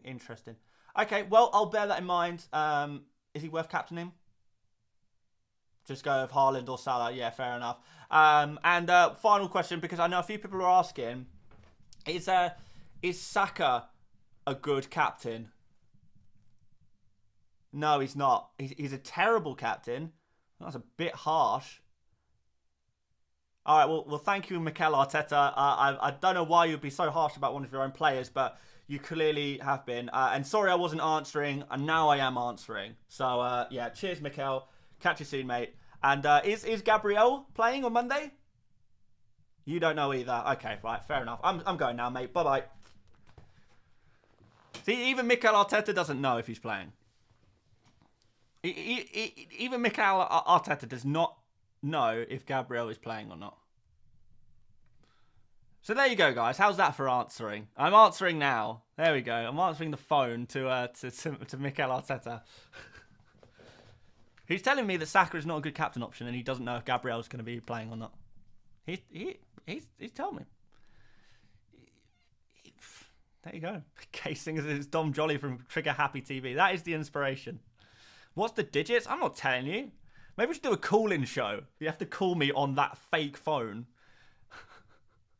Right, I'm ending the poll. The chat has decided that Saka is not a good captain. And Mikel also said he's not a good captain, so we're all on the same page there. wonder how many viewers and subscribers we lost from using props in a fantasy Premier League stream. Unbelievable.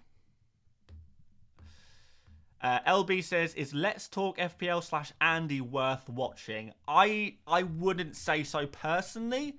I feel like if you're going to watch FPL content at all, I would just stick with this channel called FPL Mate. I just watch that channel. Don't even bother with any of the others. So just FPL Mate. If you watch all of FPL Mate's videos and you know you kind of fancy watching someone else and seeing what else there is out there, just watch FPL Mate's videos again.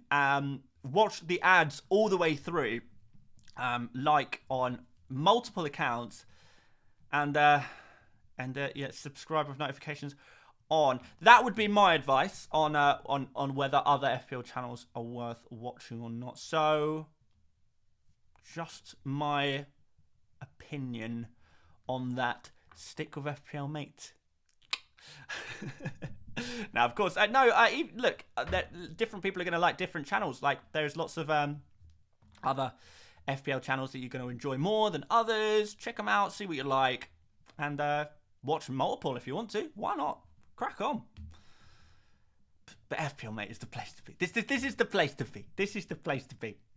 I just want to beat all of them. If I can beat all of their ranks, that's what I want to do. I want to beat them all. And then, because last year we had a bit of a stinker start of the season. I feel like little bit of faith was lost in the FPL Mate Massive.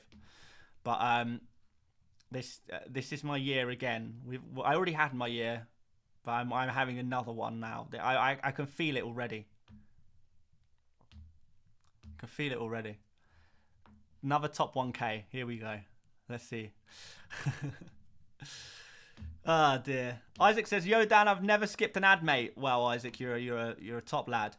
Darwin or Jackson? I would go for Jackson, my friend. Oliver says, "How many points did you get in Game Week 1? 86. Not too bad. Not too bad. Decent start to the season. I'm pleased." Danny JV says, "Dan is the plug in FPL." I will take that as a compliment, my friend.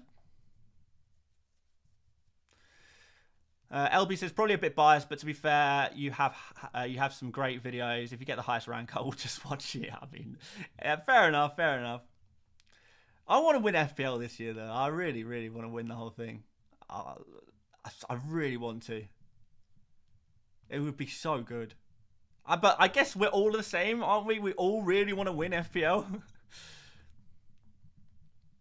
Thank you for the nice, kind comments, by the way, guys. Really do appreciate it.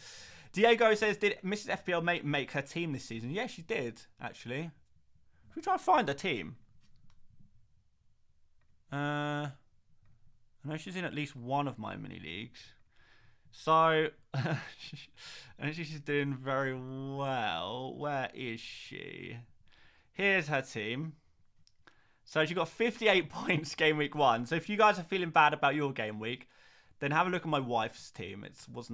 It didn't go exactly to plan. She got Martinez 0-pointer because he got a yellow card and then subbed at half time. She for some reason picked Rodri, but then benched him. It was just a bit of a disaster all in all. But at least she captained Haaland. Obviously we got Saliba bench, Trent stinking out the place. Ollie Watkins. Welbeck didn't score, despite the fact that Brighton scored 1 million goals in that game. Yeah, she just picks players that she knows and players that she likes. That's pretty much it, really. That's why there's 3 Arsenal players in there, because you hear me speak about them. There's a lot of England players in there. You can see Pickford, Trent, Foden, Rashford, Reece James she's got as well. She picks these players because she knows them from England playing. I don't know how she knows Welbeck, but she does. She knows Watkins because she likes his name. Anytime I mention Ollie Watkins, she said, "Oh, Ollie Watkins, it rolls off the tongue. Ollie Watkins, Ollie Watkins, Ollie Watkins. It's a good name." But yeah, it's pretty much Brexit FC. A lot of English players. And she's made 1 transfer already. She's taken out Martinez and replaced him with a Stupinian. And she did that off her own back, to be fair. I do have a feeling she just looked at the defenders who scored the most points last week. But still, yeah, could be worse, you know? Could be worse. I'll tell you what is worse. Have you guys seen how many people have transferred in Reece James this week? 189,000 people. Crazy, right? Crazy. Chelsea says, can prices still change over the weekend? Yes, they can, and yes, they will. In fact, should we have a look at potential price changes? I've got a super chat here from Abdulatif, who says, who would you bench? Mbeumo, Rashford, Martinelli, Foden, Pedro, and Edison or Turner. Okay, we need the bench list for this question. This is a complicated one. So, you play Rashford, Mbeumo, Martinelli in that order, and then bench, I guess, Foden or Pedro, one of those. Foden or Pedro, bench one of those. They're close. In terms of Edison versus Turner, I would prefer Edison to Turner. Because he's Everton, he plays for the best defence in the league. So I still trust. I still have trust. I still have faith. Let's have a look at some price changes, because there is going to be price changes over the weekend. Right, where is the tool? We've got so many tools on this. I lose track. Price changes, here we go. Wow, okay. So we have got a few price changes. Some more justified than others. So Mbeumo's going to go up. Maddison's going to go up. Ake's going to go up for some reason. The people who are buying Ake are going to regret this. They might do fine this game week against Newcastle, but even that's not the easiest fixture. But Ake is in deep trouble in the longer term. As soon as Gvardiol is playing, Stones is fit, Diaz is ready to go, Ake is going to find his game time massively at risk. João Pedro going up as well. I guess justified. 5.5 million is very cheap for João Pedro, so that's justified. Diaby is an interesting one as well. Chilwell could be getting his second price rise. Probably not going to happen today, but could happen tomorrow. Chilwell genuinely could rise again. 5.7. Imagine him going to 5.7. Nuts. Nuts. Aside from that, probably no more players rising in price anytime massively soon. Maybe Salah, Wan-Bissaka, Henry. If they do well this weekend, they'll possibly go up. Let's have a look and see who's going down. Oh my word. Okay, so Reece James is possibly locked because of his injury. I'm not sure. But De Bruyne is going down again, presumably. Why is this not in order? Oh, I know why it's not in order. Here we go. Right, okay, this is the order. Right, so De Bruyne is going down again to 10.3. Ben Mee is going to go down to 4.9. Ben Mee was never the pick anyway. He was never the pick anyway. Raya is going down, rightfully so, but could be quite nice. If Raya starts like getting regular minutes for Arsenal, if we can get him for 4.9, that could be pretty nice. Pedro Porro down to 4.9, probably justified. Lukaku. Do people really put Lukaku in their Game Week 1 teams? Why? Why? Oh, well. Danny Ings potentially going down there. Dalot going down. Jensen going down. Enciso, oh my word, he's going down as well. I'd like to see Zinchenko at 4.9. I'm not going to lie. That could be nice later down the line. Like, a lot of these, like, price drops are kind of, like, it's nice to keep an eye on these, because it's like, some of these players, they're not necessarily just bad picks. Some of these players could genuinely be options later on in the season. And as such, particularly if there's like injuries and stuff, as such, it could be quite nice to see some of these players drop in price now so we can pick them up for nice and cheap later down the line. That could be pretty decent, to be fair. Someone said that Chilwell could go up if there's a last-minute rush. Who was it who said that? Was it Jeremy? I guess it could happen. I don't think so, though. We've only got... How long we got? We've got 20 minutes, 22 minutes till deadline. I don't know. I don't know if we're going to see that much interest in Chilwell in the next 20 minutes, surely. Maybe. I don't know. Rory, thank you so much for the super chat, my friend. Says, should I transfer Shaw for Henry now, saving 1 million? looking ahead to getting Jackson for a 3-man Jackson, Watkins, Haaland front three in the next couple of weeks. If saving that 1 million is part of a master plan that could come good, and you do genuinely prefer Henry to Shaw this week, which you probably should prefer Henry to Shaw this week, plus you get Henry ahead of his price rise, which is possibly going to happen this week at some point anyway. I don't mind it, man. Rory, I don't mind it. Yeah, okay, why not? Why not? I like it, Rory, my friend. I like it. Is Gavardio a good long-term option, says Ethan? Yes. Yes, he is. I think he could do well in the long term. Tekker's goal says, Dan, keep up the good work. Thank you very much, Tekker's. I appreciate that, man.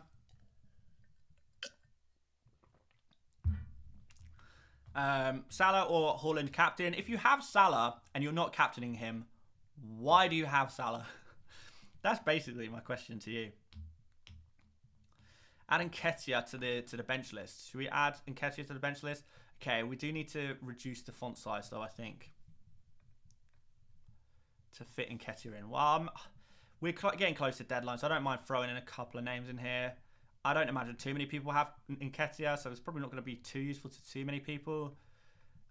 He would be reasonably low priority for me, Nketiah would. I'd possibly have him like here. I guess that's somewhere in the middle. Oh my word, right. Since everyone seems to be thinking about benching Bruno Fernandes, I'm putting him right at the top here. Do not bench Bruno Fernandes. Play him. He should not even, this should not even be a question. Play, I'm actually getting rattled. I'm actually getting rattled. This happens every time we do a bench list. But for me, saying, should I bench Bruno Fernandes is the equivalent of saying, should I bench Salah? Should I bench Erling Haaland? Should I bench, like, everyone? No, don't bench, like, your best players. If you have really good players in your team, like, why do you have them if you're going to bench them? I don't understand. I don't understand. Yeah, see, Cameo, I know this is a troll, but you're like, bench Haaland? No, obviously not. So you got to play your best players. If you're not going to play Fernandes, if you're even thinking about sometimes benching Bruno Fernandes, sell him. Because it's not worth spending 8.5 million on a player that you're not going to bench. Now I'm going to stop being so pressed and try and calm down. You should have a captain's list. I mean, Gronk is a good idea, but I think in general, we usually do it via polls. And I feel like it's pretty obvious this week. You captain Salah if you have him. If you don't, you just captain Erling Haaland. And if you're really desperate to be different, first of all, go back to step one and captain Salah or Haaland. And if you get stuck in a loop where you can't figure out how to captain Salah or Haaland, then at that point, maybe captain Watkins. After that, you've just lost your head. I think. I guess you could take a real punt on a Liverpool player, but look, I'm not endorsing it. I don't recommend it at all. Harry says, am I safe to play Mbumo? Oh, definitely, man. If you've got Mbumo, play him. Definitely. He's the one player I don't have in my team this week that I'm fearful of. He is the one player I'm the most fearful of. Like, and I say that as someone who doesn't own Salah. I'm more fearful of not owning Mbumo than I am of not owning Salah. And that should say something. Mbumo is a scary player against Fulham. Fulham looked terrible game week 1. I think Mbumo could do some damage. I think Mbumo could outscore Salah. I don't know why I'm saying that. Right, forget I said that. Otherwise people start captaining him. And that's just stupid. Show Team Gang, welcome to the chat. Nice to see you guys here. We have had an uptick in viewers over the last kind of 10 minutes or so. If you are new to the stream or have just joined the stream, do make sure you are dropping a like. Would really appreciate that. And do subscribe as well if you are new around here. Can we possibly get to 183,500 subscribers? All we need is 22 of you to subscribe, and we'll do it. Easy peasy. Lemon squeezy. Stone bench or sell? Well, he's not going to play. So it depends. If you got a free transfer, sell him. Sell him. Hey Dan, should I transfer in Gvardiol for Gabriel? If you want to, if you're really worried about Gabriel, I think I would personally give Gabriel 1 more week to see if Zinchenko comes back, because it does depend on Zinchenko. Thoughts on Havertz? Not really too keen as an FPL pick, really. Gabriel or Henry? Definitely Gabriel. Have a look at the bench list there. Stefan says, look at my super chat, bro. I missed a super chat. Oh, yeah, so I did. Stefan says, start Areola or Pickford. We have got a goalkeeper's bench list, my friend. And Pickford is higher, so start Pickford. Ben M says, Martinelli to Maddison before or after this week? I would definitely not do it in Game Week 3. Either do it now or in Game Week 4. Yeah, like Martinelli plays Fulham in Game Week 3. It's a really good fixture for him. In fact, to be honest, I would not do Martinelli to Maddison at all until Game Week 4. That's when I would think about doing that one. I just would not do it quite yet. It just feels wrong. I mean, let's have a quick comparison of their predicted points. I mean, let's go. Where's the predicted points? No, that's my team. Right, predicted points. So let's just go like the next 2 game weeks to see if it's worth doing it now or later. So in this period of game week 2 to 3, what are they? They're both 7.5 to 8. So we can just go 7.5 to 8. I imagine they're going to be the two top players in this category. Yeah, they are. Okay. So yeah, you either do it now because Maddison's got higher predicted points in game week 2. If you don't do it now, because Martinelli has higher predicted points in game week 3 and 4, to be fair, then maybe you just wait till 5. Yeah, basically, let's have a look at their 4 game week prediction. Still Maddison on top, just. Right, we'll have 5. Still Maddison. Yeah, it looks like Maddison is the better pick over Martinelli, but it's just about finding the right time to hop on. I think game week 2 is a good time to hop on. Game week 3 is a bad time to take out Martinelli. So there we go. Naomi says Haaland scored 17 more goals than Salah last season. Easy captain pick. There is some logic there, Naomi. There is some very good logic there, my friend. Don't mind that. Gabriel Pinnock? Ooh. Probably I hate that question. That is tough. Pinnock? I'm going to say Pinnock. Safer. Pinnock is safer, isn't he? Sometimes AI is wrong. Yeah, of course, man. But you're asking me to predict the future. And I'm just showing you a tool that tries to predict the future. Jakob with the £5 super chats. Appreciate that, Jakob. -4 to crazy play free hit instead. What? Okay. See you next season, Dan. My logic is incredible. What's happened there then, Jakob? What is going on there, my friend? You've taken a -4, and then you've decided to play a free hit. How bad are things going that we've got to there already? Unless this is part of the master plan. Maybe it is part of the master plan. Right, bench this back on because I'm getting bench questions again. Ryan says your grind is crazy. Respect. Thank you, Ryan. I appreciate that, man. I try. What Aston Villa defender would you go for? I would go for probably Concert at this point. Probably. Edward says, anyone else triple captaining Salah? Oh my god. Edward, it's not too late to take the triple cap. Save the triple captain for a double game week, man. We've got double game weeks to come up. Save it. It's not worth it just to be like have a temporarily juiced rank. As soon as everyone else like starts playing their chips, you're gonna plummet, man. Plummet. It's not too late to change your mind on the triple captain. I imagine you're pretty much on your own. Jakob says James happened. Okay, that makes sense.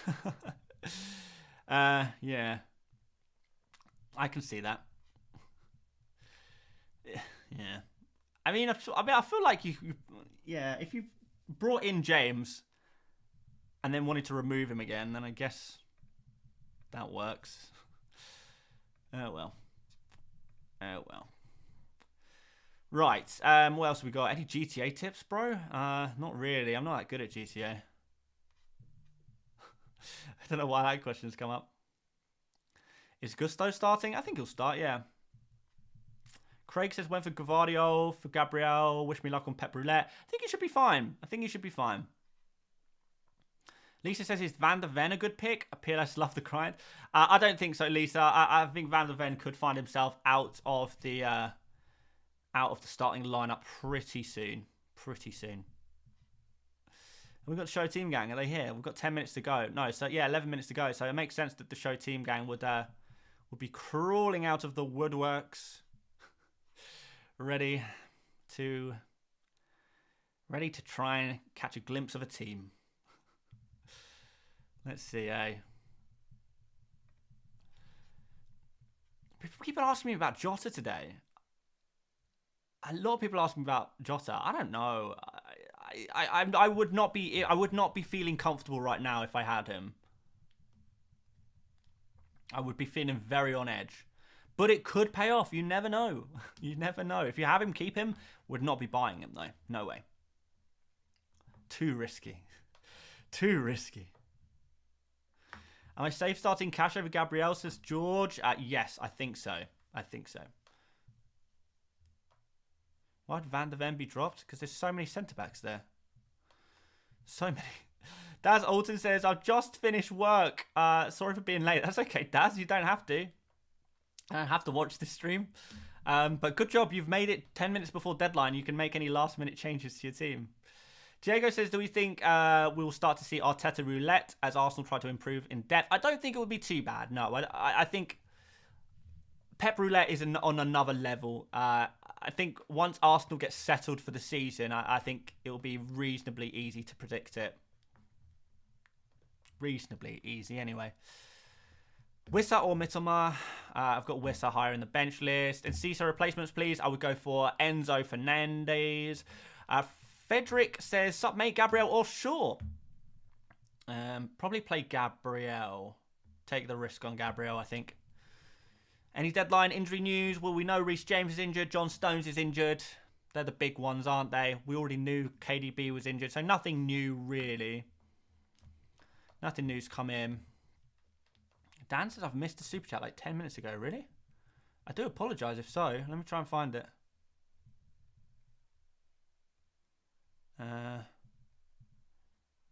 Haven't got any. No, don't think so. I had Sid Vicious send a super chat with no message attached. Oh, and then he did another one that says Shaw or Saliba, which I'm guessing is just literally coming now. Oh no, I have that is the one I missed. Maybe. Sid Vicious says Shaw or Saliba, have Chilwell, Stupin and Henry. I wouldn't play either of those bad boys. If I had to play one of Shaw or Saliba, I'd probably play Saliba. But unless you're on a 4-4-2 formation, I probably wouldn't play either. Didn't realise we were 8 minutes away from deadline. Yeah, we are close to deadline. We are super, super close to deadline now. Eze to Maddison? I don't hate that, to be fair. I feel like if you're going to try and get Maddison in, maybe Eze is a player you could afford to sacrifice. Qatari says, should I bench Ake or Henry? I think I'd bench Ake. Henry has that attacking potential, doesn't he? He could get you a nice big score. You'd be gutted if Henry got like an assist and a clean sheet and was left on your bench. You'd be really disappointed there. I'll be looking to play Henry if I had him. Like as one, he's probably one of my favourite defenders for this game week. Like up there with, not quite on a Chilwell level, but like pretty much up there. There we go. Diego says, let's go. 2 questions answered. Oh, wow. Well, fair play. I don't try and play favourites, Diego, but apparently I've answered 2 of your questions. Maybe I should try and give out some more answers to the rest of them. Yes, you're soaking it up. Sonam says, Gabriel, bench or play. If you've got a good bench option, play your bench option, right? Tajani says, first time joining your deadline stream, Dan. Thank you very much. Do you think Haaland will start after playing 90 minutes against Sevilla? Yes, I do, Tajani. I do think he will start, yes. I'll be looking to captain him too. Pau or Gabriel? Probably Pau. Cash or Gabriel? Probably Cash. Yeah, I mean, I've got all of these players ahead of them on the bench list. So should we do a last minute? We've got a last minute like bench list explainer course before I try and make this more clear for people, so they don't keep asking me these benching questions in the chat. But this is the bench list. What you see on screen right now, guys, is the bench list. What we have is a list of players that people are thinking about benching. The higher your player is on the bench list, the higher up they are, then the more you should play them. If they are lower down on the bench list, that means you should more think about benching them. So, for example, if you've got a decision to make, you've got Bruno Fernandes in your team, and you've got Carney Chukwuemeka in your team, and you're not sure who you're going to play. Should I play Bruno Fernandes or Carney Chukwuemeka? Well, you consult the bench list. You see Bruno Fernandes is higher up on the list than Carney Chukwuemeka, which means you bench Chukwuemeka and you play Bruno Fernandes. Hopefully, that makes sense, and hopefully most of the players you're thinking about benching right now will be on this bench list already. So have a quick look. Have a quick peep, and hopefully that's going to help you make those bench decisions. Fingers crossed. I hope. I pray. I wish. I know. It does. It does. Smart idea, the bench list. Thanks. We're going to improve it because I know it's not perfect. We're going to improve it for the new season. We really, really will. Also, we also have, like you can see on the goalkeeper side here as well. Like if you look at the goalkeepers, we've also got like a mini bench list here for the goalkeepers. So you can see which goalkeepers you should play and which goalkeepers you should bench. So if you've got Turner, who you can see kind of in the middle there, if you've got Turner and a goalkeeper that's below Turner, then you play Turner. If you've got Turner and a goalkeeper who is above Turner, then you play that goalkeeper who is above them. So if you've got Martinez, you play Martinez over Turner, for example. Sid Fisher says, which 5.5 defender should be on my team for the long term? Chilwell, Estupinian, and Gvardiol. And that's pretty much it, around the 5 million mark. I can't really think of anyone else who stands out to me a lot at the moment. So there we go. We've got, I can still see you guys are asking Bulldog, Gabriel, who the bench list. Sabil says, what's wrong with the bench list format? People don't understand it. I don't know. I need to figure out a way of helping people to understand it a little bit more. A little bit more. Roger says, don't show team, ignore them. But so many people are asking me to show my team. It would be wrong of me to not show my team. It's just rude. So I will show my team. Like the people want to see my team. So I don't really see the issue in doing that. So yeah, if you guys are wondering what my Gameweek 2 team is for the draft, then here it is. Oh damn, Van der Ven. When people were talking about Van der Ven, I was thinking about the Brighton centre back. What's his name?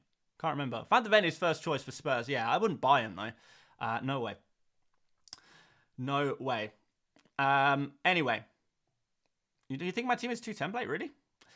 Is Rico Lewis a good go-to defender? I don't know. I'm not really too keen on that one. Start Palace defenders above Gabriel? Maybe. Make the bench list horizontal? Maybe. I'll work it out for next deadline. We'll come back with a new and improved bench list. Overall, 57 points. Look, I only got 57 points on my draft team. But this is my Game Week 2 team for draft. Someone says that's not your team. It is my team for draft. Thought you had Saliba, not Gabriel. I do have Saliba in my team.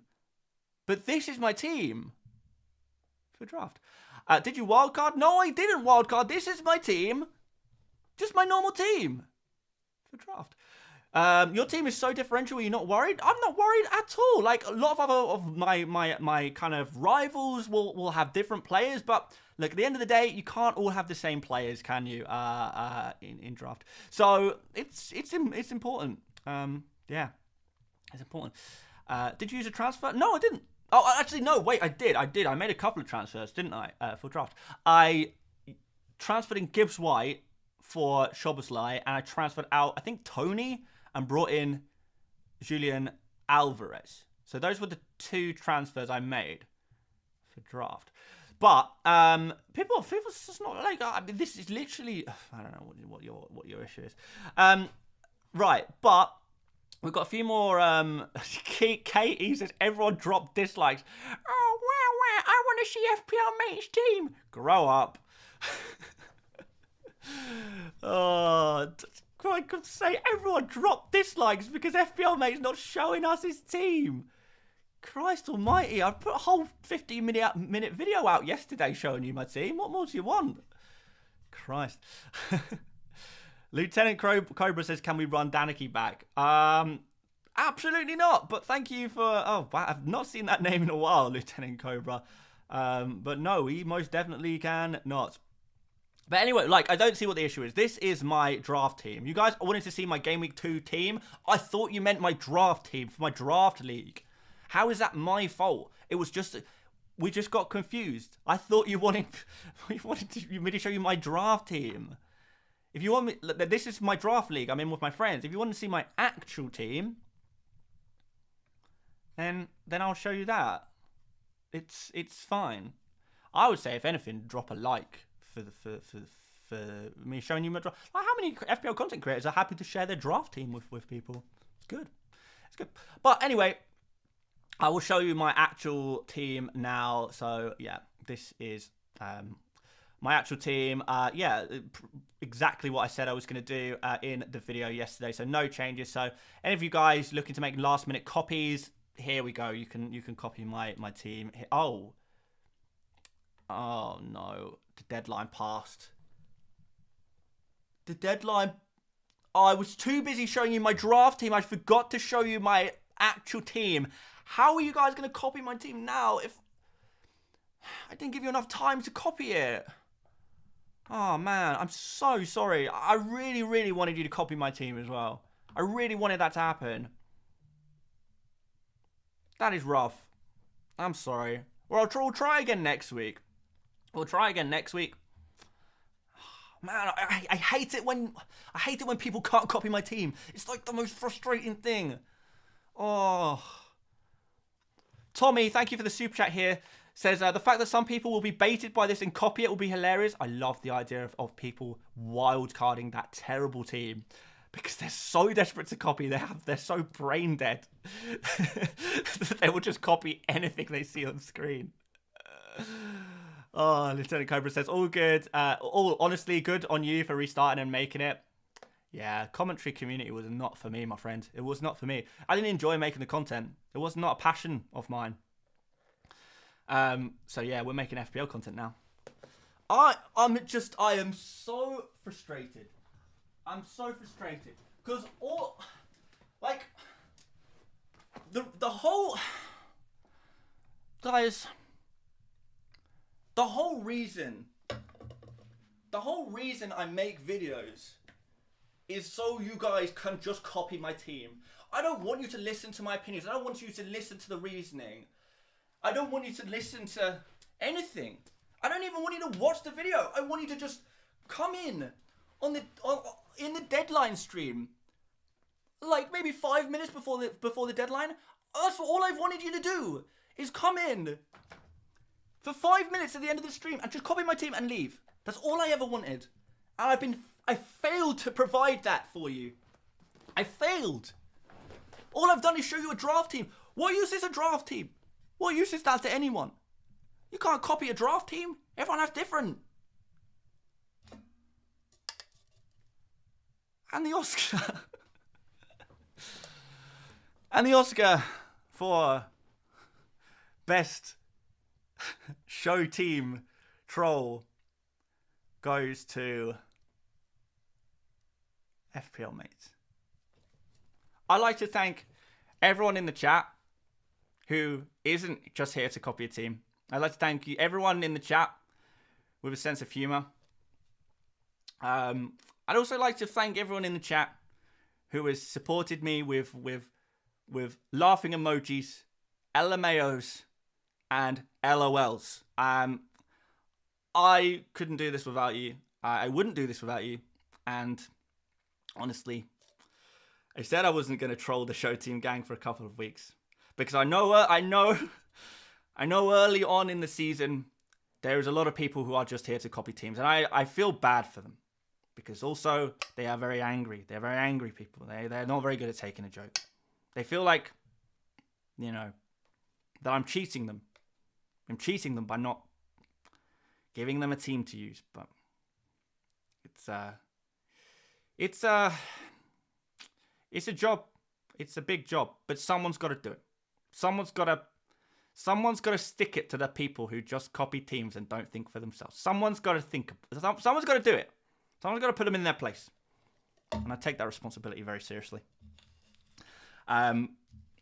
It's a problem. It's a problem in FPL, genuinely. Yeah, we hear about it all the time. Now now the deadline is passed. And by the way, deadline is passed, guys.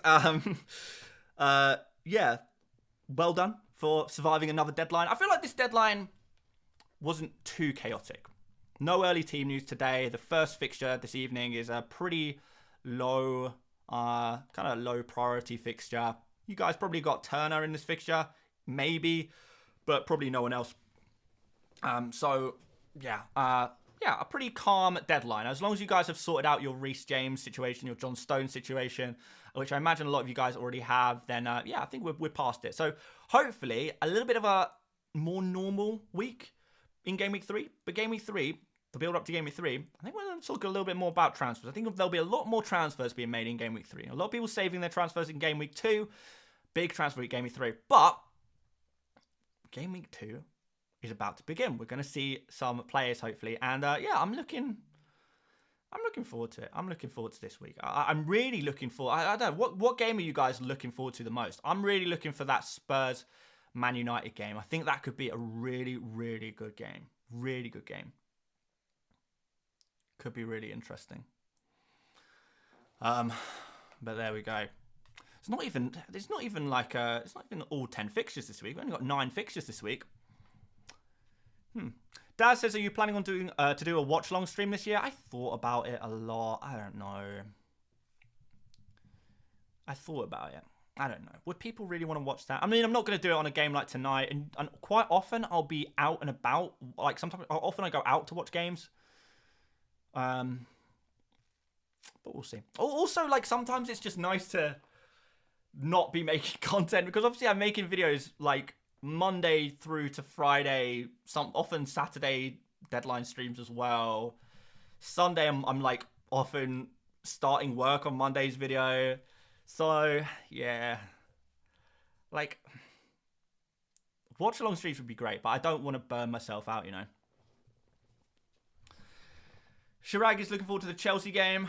All eyes on Chilwell once again, I imagine. All eyes on. Does Awani start? Please check. We'll find out, won't we? I don't think I'm going to stick around, though, to be honest, for today. But I will just say, like, no, I do a little bit of trolling in these streams. We have a little bit of a joke. We have a bit of a laugh. Really not trying to deliberately hurt or offend anyone. Just a bit of a laugh, isn't it? A lot of people do... like genuinely, and this is a genuine problem. People join cash leagues because they just want a chance of winning the prize. But these people don't like football. They don't like FPL, so they just pick a streamer or a YouTuber or something like that, and they'll just log in and just log in, look at the team, screenshot, leave, gone. Those are not the people I want really on this channel, if I'm honest. I appreciate that some people do want to do that, and that's fine. I can't stop people from copying teams. Yeah, I can't stop people from copying teams. If that's what people want to do, crack on. It's not my problem, but I'm not going to make it easy. I'm not going to make it easy for you. I'm going to wind you up a little bit. I'm going to make it hard for you. But, yeah. Right, I'm knackered. I'm so tired, guys. We've been streaming for 2.5 hours now. It's been a long one today. I thought we'd go early today. And yeah, honestly, I'm open to going early again, to be honest, and doing some slightly longer deadline streams, particularly on a Friday where I don't have to get up early.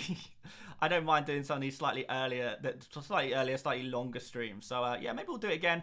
I need to go and check out how to fix the bench list, how to make the bench list as good as we possibly can. But aside from that, I am so knackered, guys. Honestly, I've gone from like hyperactive to like the opposite. I need to go and have a lay down. And it's so hot in here as well, man. All right, but guys, we've got super chat here from Chiseled Plants. Says, went Diaz captain. Watch me get #1 this week. Crazy. Appreciate you guys. Enjoy the football. Good luck this game week. I hope you all get amazing scores. As long as your scores are not better than mine, I want them to be really, really good. Like, you guys can get 100 points as long as I get 101. That's what I really want. So yeah, really good luck this week. Enjoy the football. Have a great time. And make sure you follow me on Twitter, particularly, or X as it's now called, because we'll be doing live reaction to all of the football across the weekend. But aside from that, we'll see you back again on either Sunday or Monday. I might drop a video on Sunday. More likely it's going to be Monday, but we'll see. But yeah, aside from that, guys, I'm going to go have a drink and a snack and a lay down and wait for the Nottingham Forest game to start. Come on, Matt Turner. Get us a clean sheet, 2 save points, and 3 bonus. Don't ask for much. Thank you so much for watching, guys, once again, and I will see you later, mates. Bye-bye.